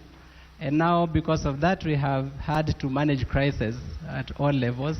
And I think that eventually we will have equilibrium in the sector, because CBC is good, and I am a supporter, and I hope to continue supporting it. We will eventually have an equilibrium when we go back, we find our way back to the framework as it was designed. There are a few things there that may now not hold, but I know that that framework does not have the word domicile.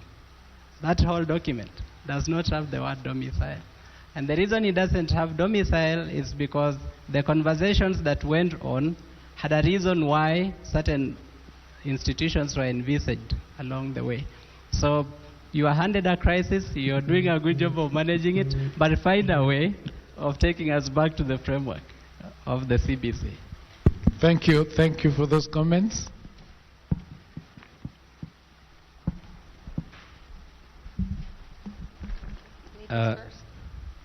Ladies first.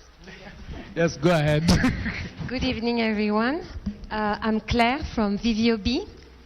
We are a partner of the Ministry of Education to support with the CBC reforms, especially through our co-implementation with KEMI, Semestea, and KICD.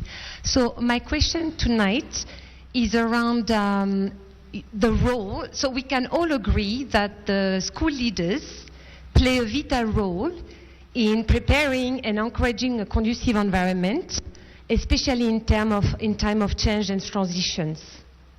So I would like to know what are the plans of the ministry to prepare and train and encourage the school leaders of the senior school for the transition in 2026. Thank you.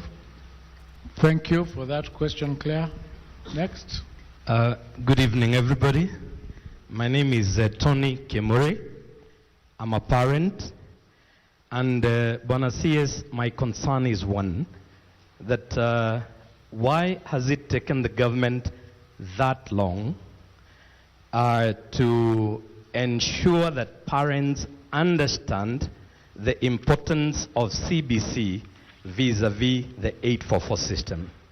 Because when the parent is left behind, and that is why we are finding all this confusion, because like what we did in the last time when we were promulgating our constitution, is that we did civic education.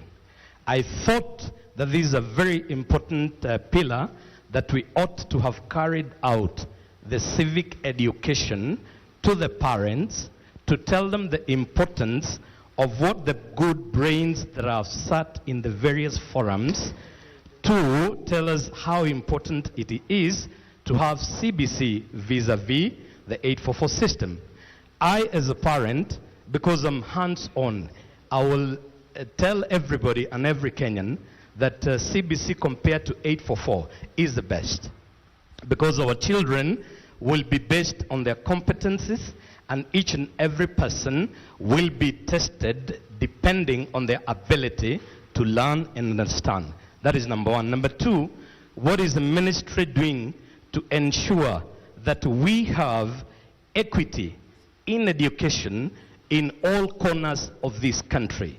Like in our constitution, we have ASALs, we have equalization funds. What is the government doing to ensure that we have equity in all our learning institutions across the country, so that at least we don't have kids that are privileged than others in some areas? The last one, as I sit down, is that when we are testing our children, we have exceeding expectations. Previously, we had an A of 90 marks. We had still the same, on the same level, from 79 to 90. So these exceeding expectation as a parent, I'm wondering, when my child will be transitioning to the senior school, what exceeding expectation to the testing people will he have? How do I know that my child has gotten the concept? What needed to be taught? And what is the mark? It is exceeding expectation, but from which level to what level? Exceeding expectation from where to where? Thank you so much. Thank you, Tony. All right, I think we can take those. Oh, you are on your feet. Please proceed. Thank you, CS. My name is Festus from Parklands Baptist School. My first question is about learners transition from grade 9 to grade 10. We understand that the professor talked about the learners' interest. So my question is, which criteria will be used for the learners to be placed in that is senior school? Of course, with the 3 pathways, will there be like the cluster points? For you to undertake this pathway, you must attain this number of the points. The number 2, it's a feedback that rationalization was done, but still you realize that the designs are a bit wide. For the teachers to be able to cover those designs within the academic year, you realize that it is a bit difficult because we are trying to make learning to be more practical and engaging. So what is it that is going to be done so that now that content can be reduced to be able to cover within the academic year? Thank you. Thank you. Let's take those for now, then we can come back, time allowing.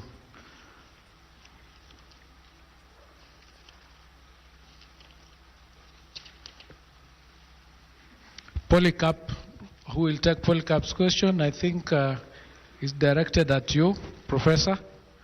You can handle both.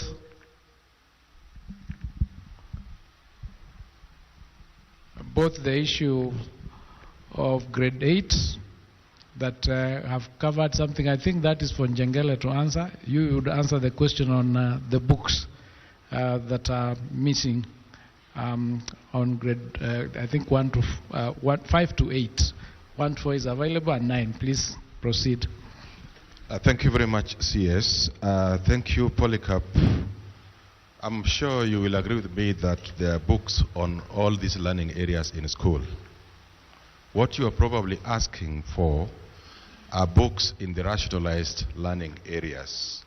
Rationalization was done, new curriculum designs developed, evaluation took place in April, August and December, and the books are now ready for distribution for the rationalized learning areas. You will start seeing them arriving in schools in January, and of course for the open market, they'll be available. Let me assure the country looking at you in the eyes, there is no book with wrong content. The content is drawn from the curriculum designs. The curriculum designs are developed by practicing teachers, and Madam Masharia Daktari has been very gracious that every time we call upon her to release teachers, develop the curriculum, they are done for those levels. The books are evaluated by practice experienced, vetted teachers.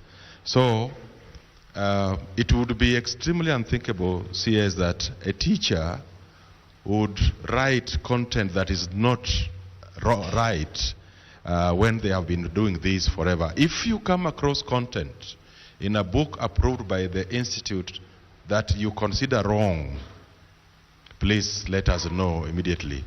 This could be very expensive to publishers because we withdraw the book from them. CS, allow me to speak to the question of basic education curriculum framework, not having the word domiciling. That's coming from a seasoned educator, my brother Banamanyasa.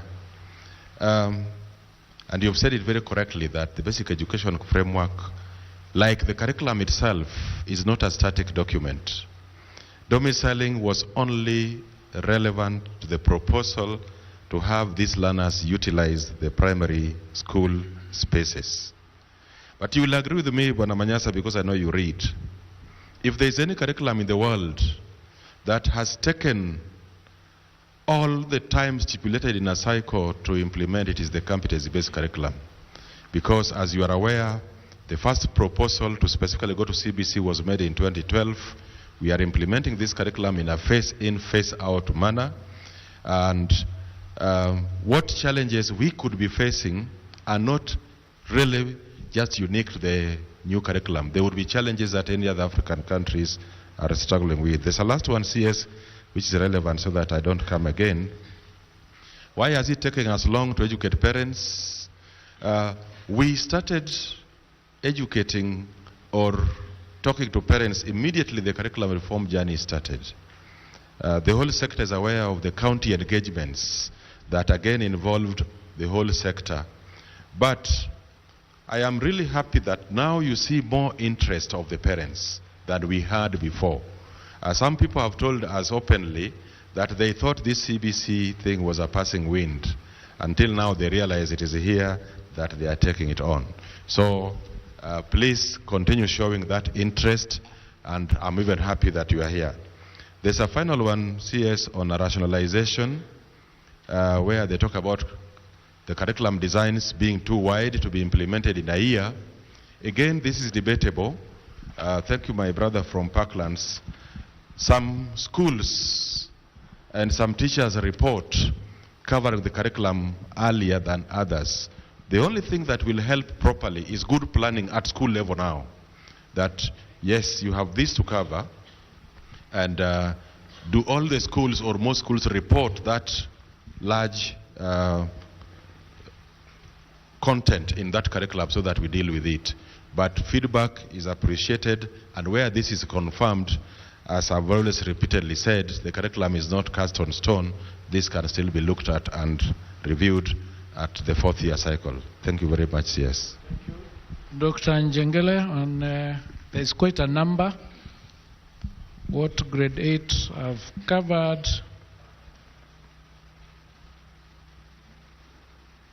what is going to be assessed, and the issue of exceeding expectation, what are the ranges? Thank you, CS. I think I would say that the 2 or the 3 questions are all covered in the competency-based assessment framework. And in assessment, on the question of validity, the competency-based assessment will have a higher content validity than the assessments we've been doing under the 844.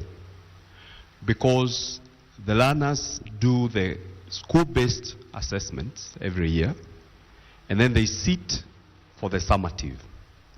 But in the current system, they only have one exam, and therefore the content validity is usually a bit of a challenge. Now, to respond directly to your question, the grade 9 assessment will be cumulated from the grade 7 SBA, the grade 8 SBA, and the summative assessment they will sit for at the end of the year. So the summative assessment will account for 60%. Then the school-based assessments will account for 40%. Our desire would have been the other way around. But because of what I mentioned at the beginning, the trust deficit, that is where we are having the summative accounting for 60%.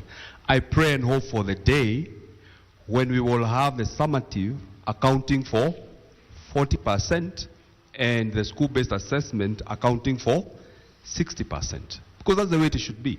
We should trust the teacher as the professional, just like we trust doctors with our children when they go in there. We should also trust the teachers that they can do a professional job. The next question around how we are going to report the junior school, it is informed by the 3 parameters that we have created in the framework. The first is the purpose. Why are we assessing at junior school? Junior school is ideally not an exit level. It is preparing the learner to choose the pathways and tracks in senior school. So the achievement side of it is not like the KCPE or the KCSE. And therefore, the purpose there is informing the tools and the mode that we are using. Now, reporting is where we have to be very careful, because the stakes can start going up. And if the stakes go up, then we'll be back to the problems we have with drilling learners and, all the, and I'm sure Zioka knows some of the things they do. So we will balance the qualitative and the quantitative reporting, because we also want to make sure that if this child leaves Kenya and goes to another country, that country will be able to equate that report to their system. So there will be a quantitative reporting which will be based on an 8-level scale. So we will break down the qualitative reporting from below to exceeding expectations into 8 levels, and we will provide a quantitative value so that it can be equated to what happens in other countries. I hope I've responded. Yeah, thank you. Dr. Nancy, I'd like you to take a few, the ones of studying the same things, P1 teachers that you have abandoned.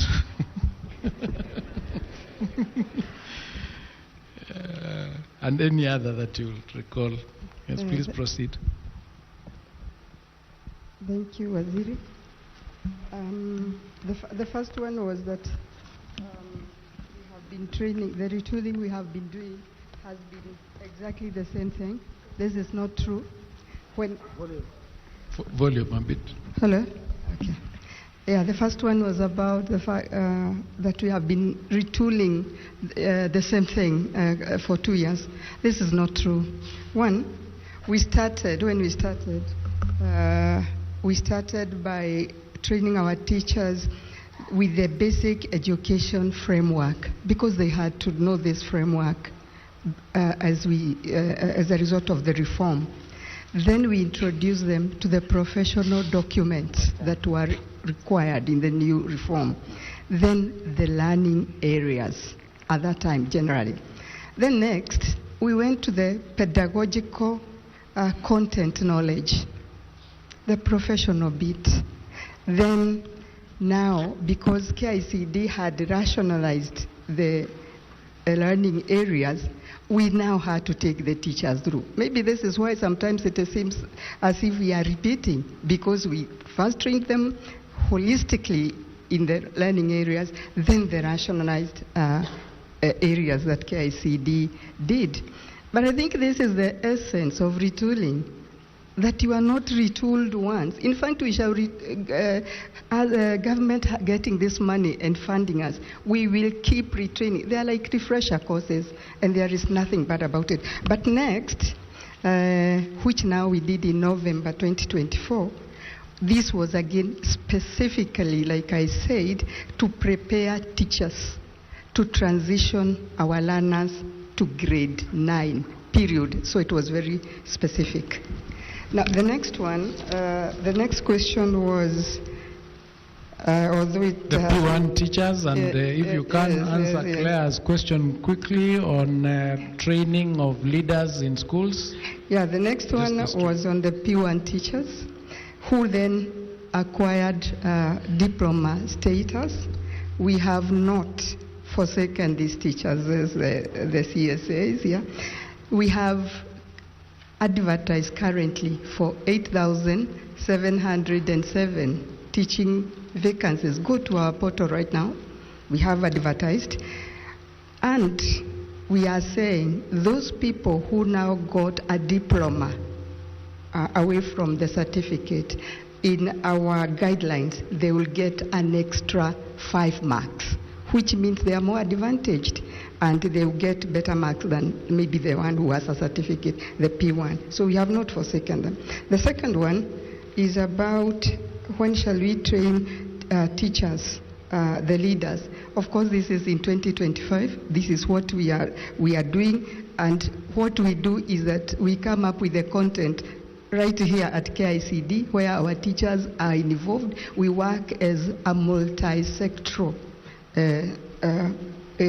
matter, so that it is KICD, NEC, and TSC as the coordinator. So this will be prepared and we shall do it. Thank you. Thank you. Thank you very much. I think our time has run out. We are closing at 9.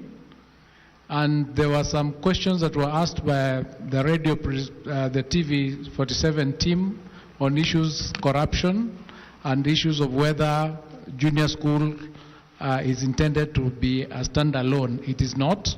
It is going to be part and parcel of the primary school. It's domiciled there, but it does not stand alone. The leader will be one. We are working on how that leadership and the qualification is going to be. Number 2, on issues corruption is not tolerated in the ministry. Should you, and I alluded to that earlier with respect to issues capitation, should you be involved in any form of corruption, what then would happen is the laws will take their course and you will be prosecuted accordingly. So in terms of corruption, we are doing the auditing.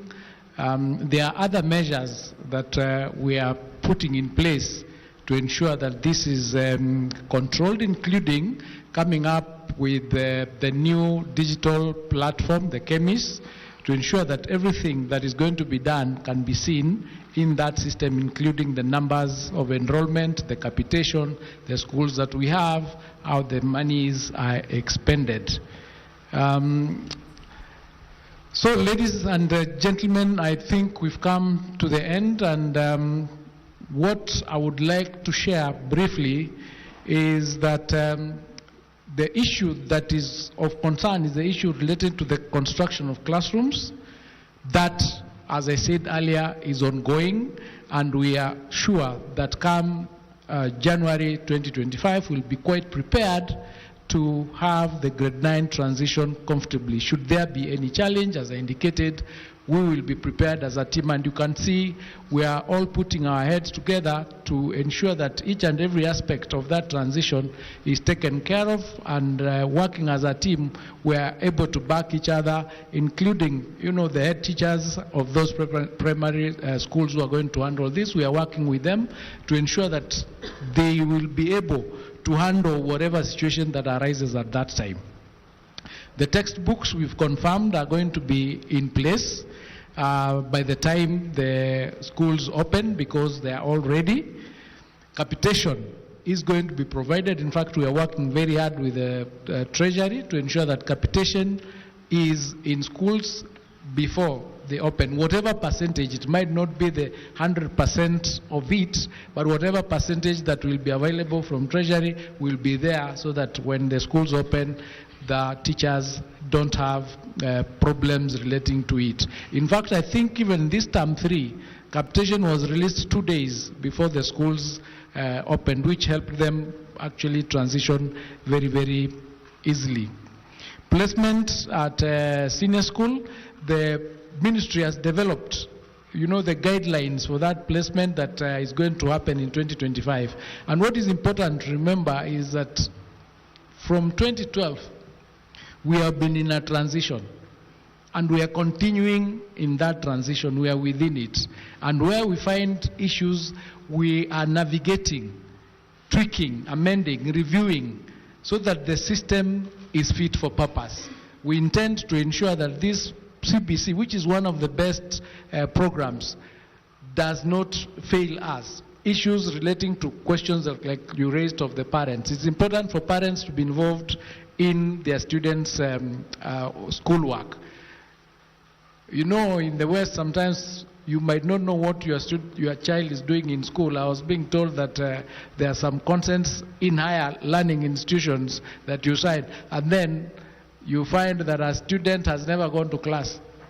So it is so important for us to be involved in what our children are doing, so that you don't end up wondering whether you sent your child to school because you are never involved in it. And as the professor here said, where you have a question, you are allowed to walk to the school and ask, is this what was requested for? Is there an alternative? Is there something that can happen? So be involved, and we are encouraging it. And lastly, the government is implementing Article 53 of the Constitution vis-a-vis the basic education. So there is no provision anywhere where we allow any sort of levies to be levied or to be fees to be paid by parents. Where that is done, please let the ministry know. Action would be taken against those particular teachers. So ladies and gentlemen, let me take this chance once again to thank you for listening to us. And we are available. We have our website. And in that website, we have posted a number of guidelines, a number of issues, including the schools that were closed, why they were closed, the 348. The reasons, the report for their closure are already posted in that website. When they will be opened, we'll post that same information in that website. So if you have any comments, any other questions that you have, please do not hesitate to write to us. And Daktari, I'll look at the petition. I know Professor Dote is here. We'll sit together and see what we can do in that space. So we are quite open to just working together, consulting, so that, because we are all interested in ensuring that this thing works. So we are going to work together, as I've said, to ensure that this succeeds, that the education sector takes the place that it should in our country. Otherwise, thank you so much and God bless you. We'll be doing this, I think, much more. Thank you. This was for basic education. The next one is going to be for higher education, this team here, and TVETs. We'll have one very soon, maybe next month, to also deal with the issues surrounding the universities, issues on TVET, issues on the challenges that are in the universities with respect to the debts. We are working on a reform agenda, and we've started yesterday. We passed one CAB member for Nairobi University, and we are sure that working together we are going to revive this sector so that we bring it to where it should be. Thank you and God bless you.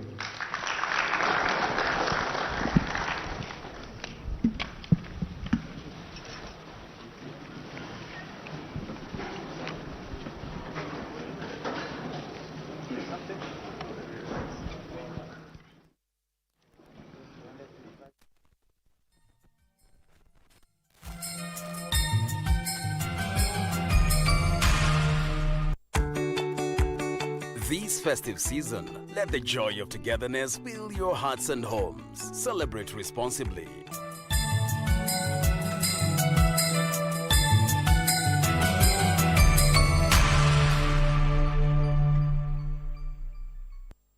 Report illegal alcohol and drug activities in your area. This festive season, let's protect what matters most, our lives and those we love. Celebrate responsibly.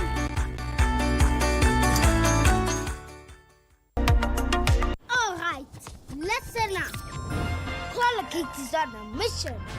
It makes our gums healthy and our teeth strong. See? We're moving forward and making changes.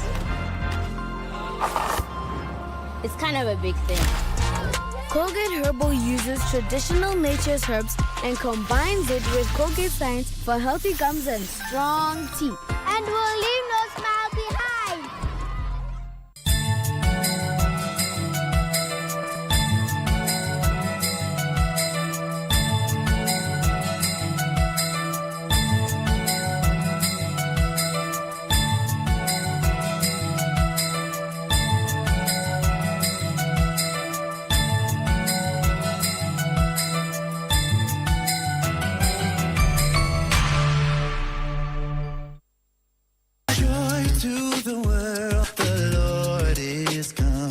The holiday season is here again. Surprise! Bella Christmas! It's family time. Hey!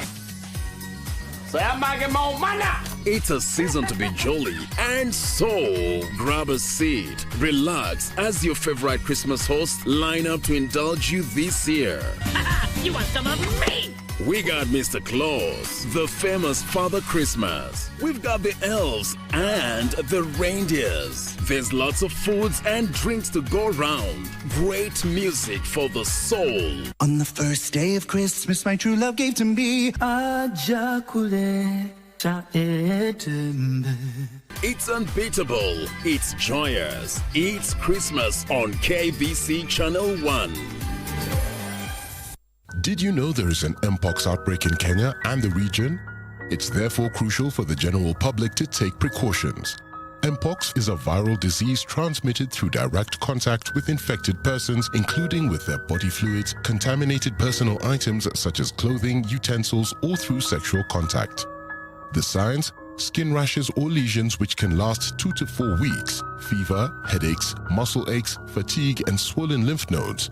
If you notice these, don't wait. Seek medical advice immediately. Mpox spreads fast through close contact like skin-to-skin, face-to-face conversations, kissing, or even contact with contaminated items like bedding or clothing. Everyone is at risk. Healthcare workers, travelers, pregnant women, and those with weaker immune systems are at higher risk. Protect yourself now. Avoid close contact with infected individuals, stay clear of contaminated materials, and keep your surroundings clean. Following health guidelines can help you stay safe. If you suspect that you or someone close to you might have Mpox, act fast. Contact or go to the nearest health center or call the Ministry of Health hotline at 719 or dial 0729 471414 or 0732 353 535. For more information, visit the Ministry of Health website www.health.go.ke. Stay informed, stay protected. This message is brought to you by the Ministry of Health, UNICEF, and other partners.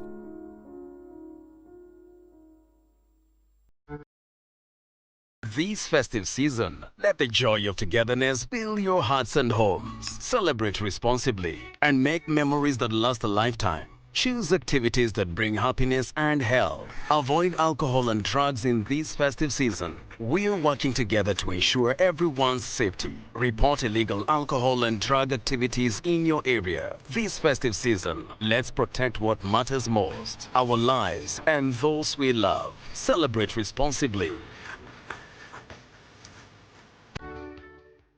This holiday season, celebrate it differently. Treat your eyes to the best panoramic views in the world. Get a glimpse of the best Mother Nature has to offer. Paddle away, swim and dive with friends and family in our amazing lakes and ocean. Explore the historic caves and water sports. Make and capture lifelong memories. Let loose and breathe in the fresh air. This holiday season, shikisha oars in Kenya Pass.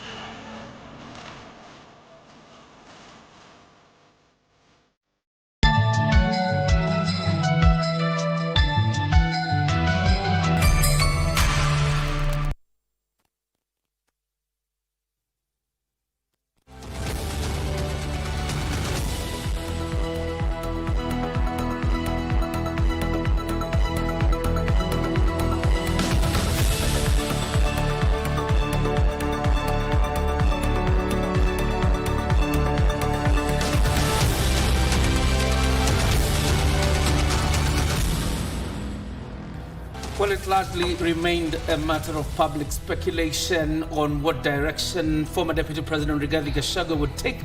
Today it became clear that he would throw his weight behind Wiper leader Kalonzo Musyoka. We have details lined up for you tonight.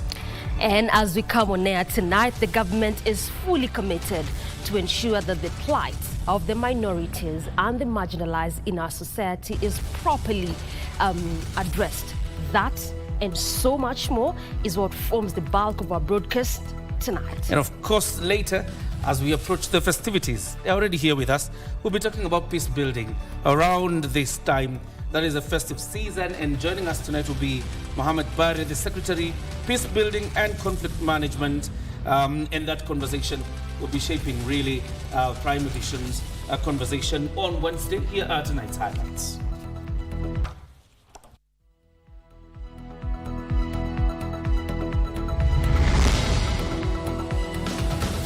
Mwangaza's reprieve.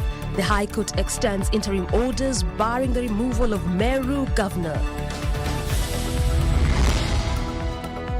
schools reopening jitters, JSS teachers shortage, insufficient transition guidelines, and delayed capitation funds decried. The stories of the Kenya's minorities ought to be told and retold. Further, we need to institutionalize redistribution within